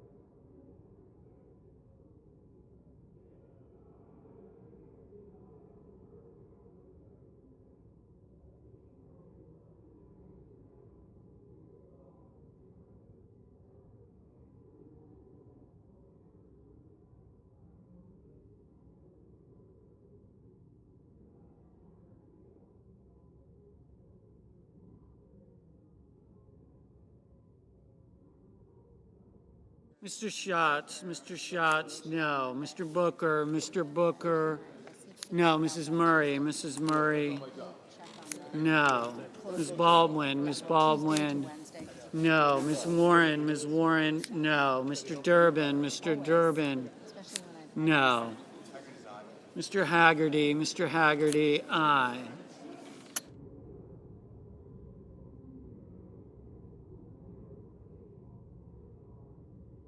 Mr. Murphy, no.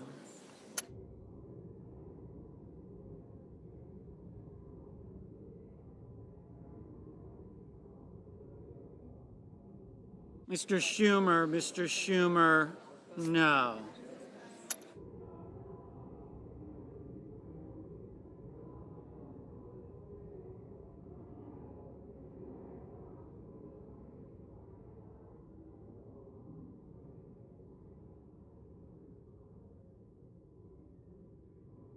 Mr. Tuberville, aye.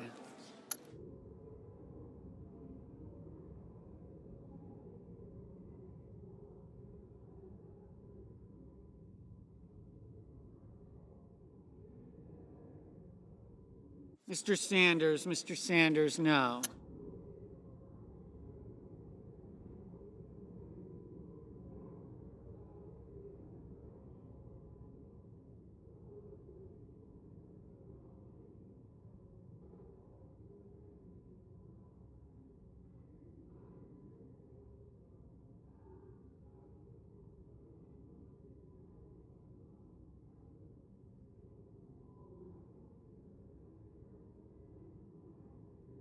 Mrs. Gillibrand, no.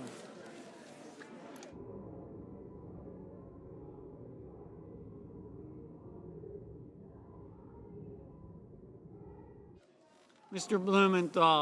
Blumenthal, no.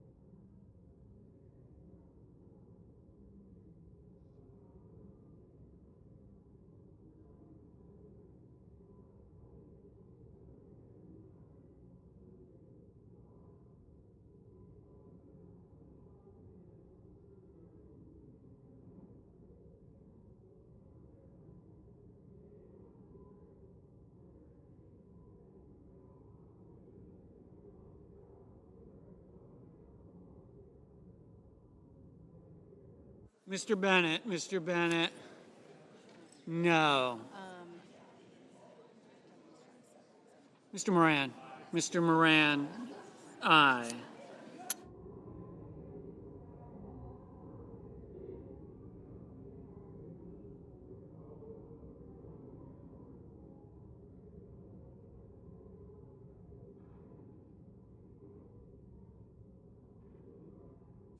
Mr. Markey, no.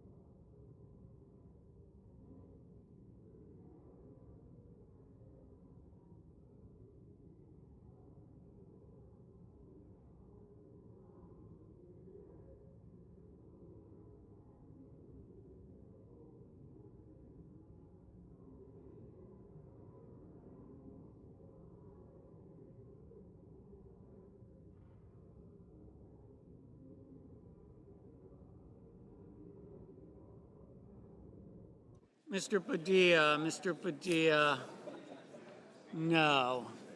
Mr. Cruz, aye.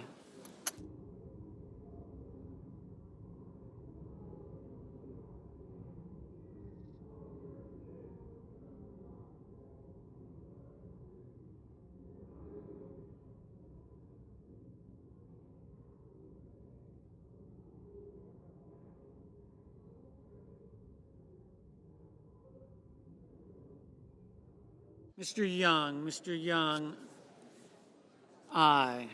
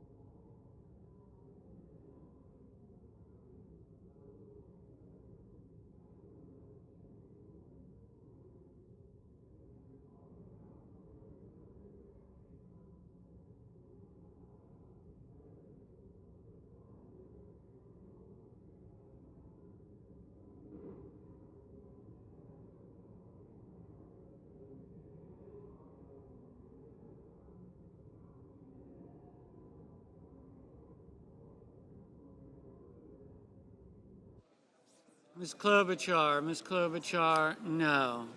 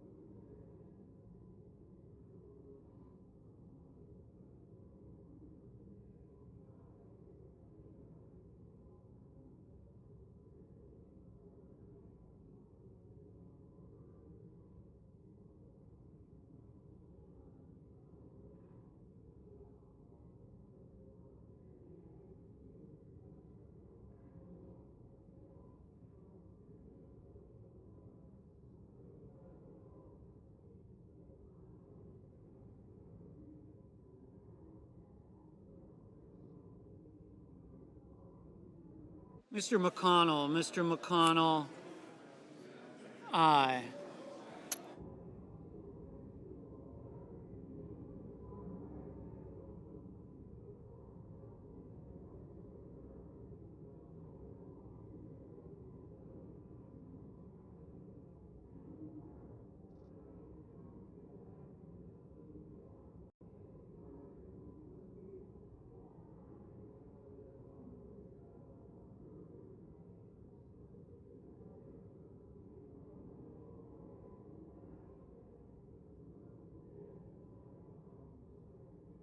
Mr.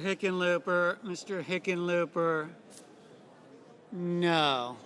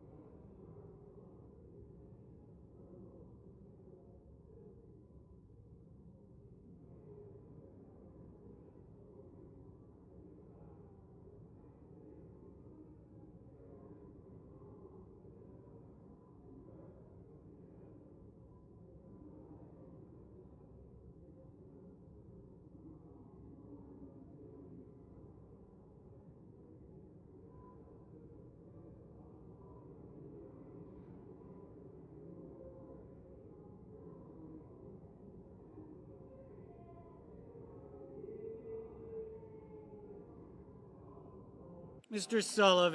Sullivan, aye.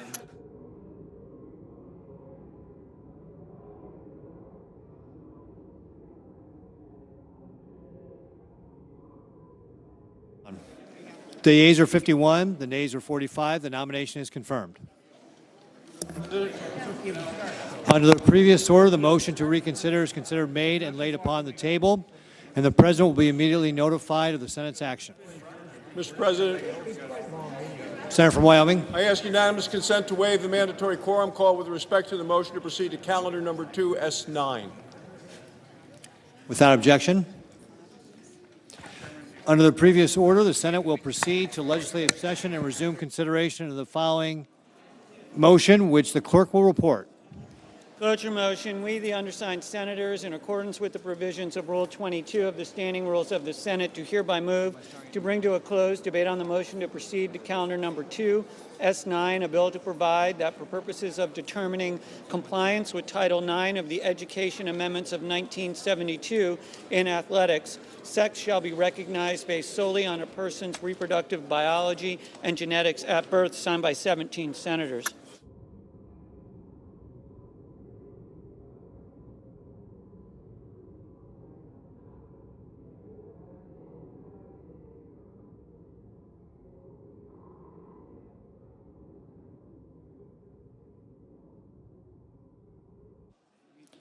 The clerk will report the motion to invoke cloture.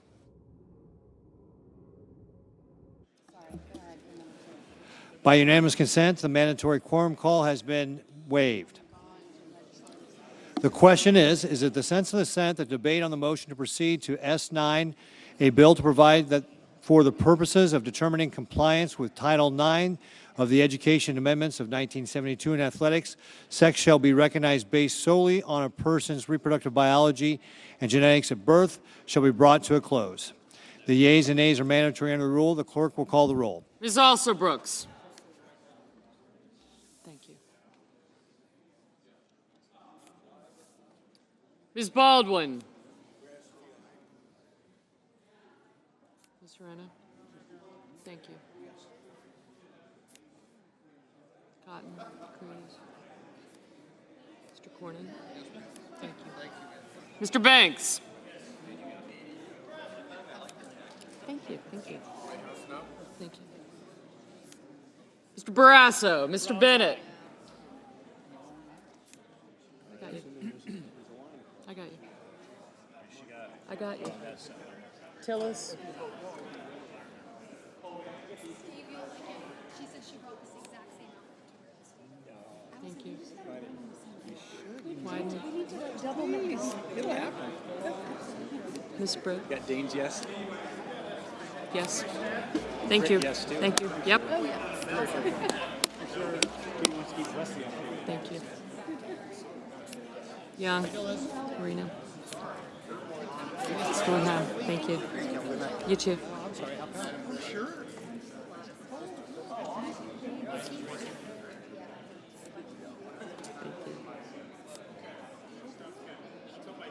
Mrs. Blackburn. Frankfurt's an aye, and Lindsay is at the door of the cloakroom. Thank you.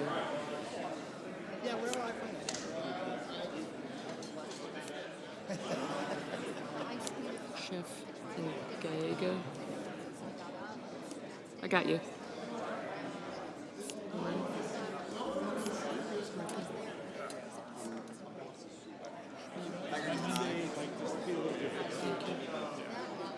Mr. Kim, thank you. Thank you.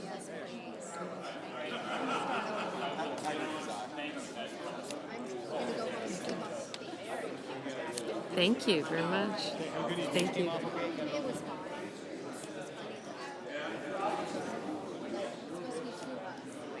Mr. Blumenthal, Ms. Blunt Rochester, Mr. Booker. Gotcha.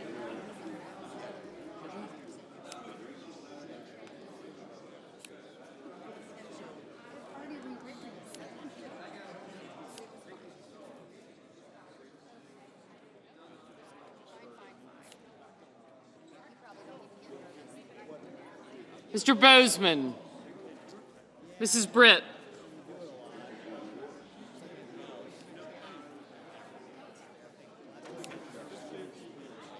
Mr. Budd. Ms. Cantwell. Mrs. Capito, Mr. Cassidy. Thank you. Correct. That's correct. Thank you.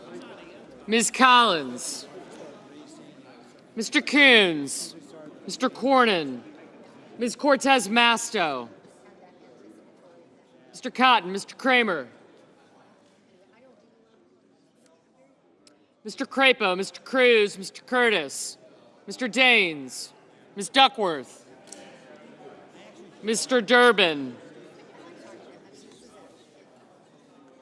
Ms. Ernst, Mr. Fetterman, Mrs. Fisher,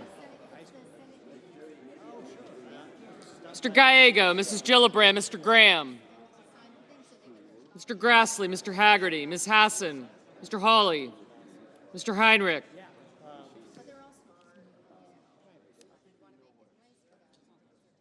Mr. Hickenlooper, Ms. Hirono, Mr. Hoven,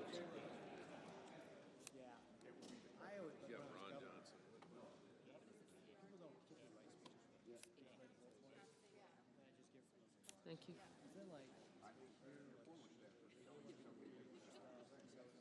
Mr. Husted, Mrs. Hyde Smith, Mr. Johnson, Mr. Justice, Mr. Kane, Mr. Kelly, Mr. Kennedy, Mr. Kim, Mr. King,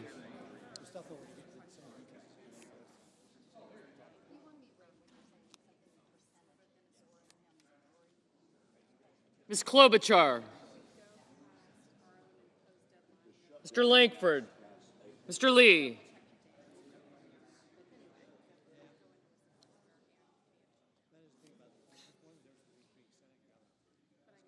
Mr. Lujan, Ms. Lummis, Mr. Markey, Mr. Marshall, Mr. McConnell, Mr. McCormick, Mr. Merkley,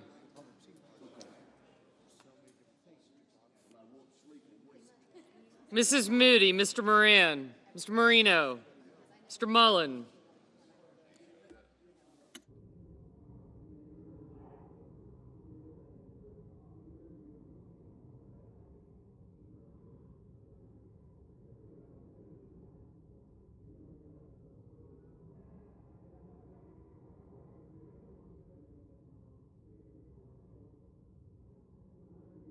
Ms. Murkowski,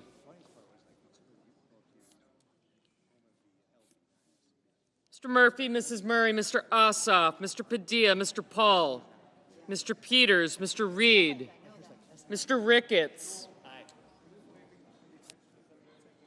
Mr. Risch, Ms. Rosen, Mr. Rounds, Mr. Sanders, Mr. Schatz, Mr. Schiff, Mr. Schmidt, Mr. Schumer, Mr. Scott of Florida, Mr. Scott of South Carolina, Mrs. Shaheen, Mr. Sheehy. Thanks. Yeah. Ms. Slotkin, Ms. Smith, Mr. Sullivan, Mr. Thune, Mr. Tillis, Mr. Tuberville, Mr. Van Hollen, Mr. Warner, Mr. Warnock, Ms. Warren, Mr. Welch, Mr. Whitehouse, Mr. Wicker, Mr. Wyden, Mr. Young.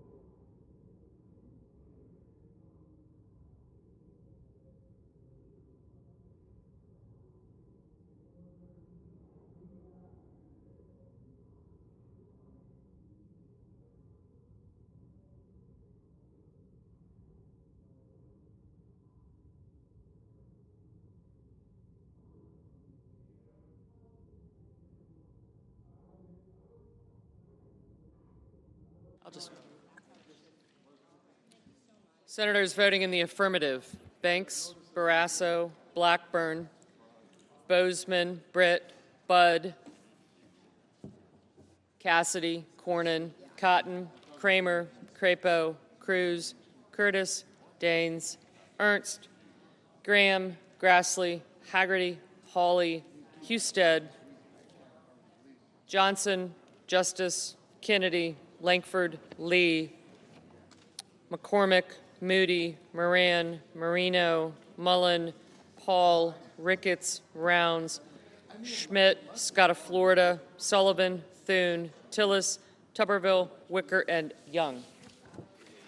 Senators voting in the negative: also Brooks, Bennett, Blumenthal, Blunt Rochester, Booker, Cantwell, Cortez Masto, Durbin, Fetterman, Gallego, Gillibrand, Hassan, Heinrich, Hickenlooper, Hirono, Kane, Kelly, Kim, Klobuchar, Lujan, Murphy, Murray, Ossoff, Padilla, Peters, Reed, Rosen, Sanders, Schatz, Schiff, Schumer, Shaheen, Smith, Van Hollen, Warnock, Warren, Whitehouse, and Wyden. Mr. Scott of South Carolina, aye. Mrs. Fisher, aye. Mr. Hoven, aye.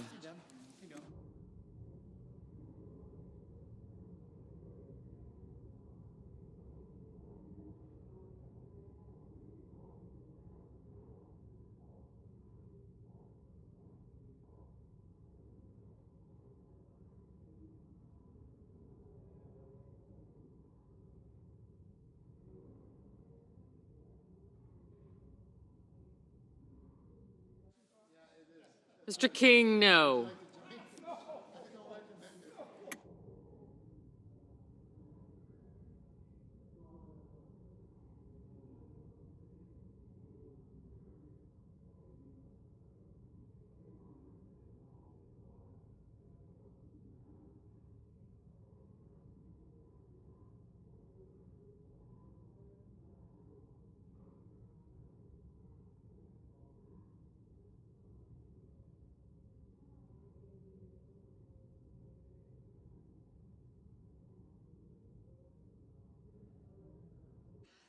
Mrs. Height Smith, aye.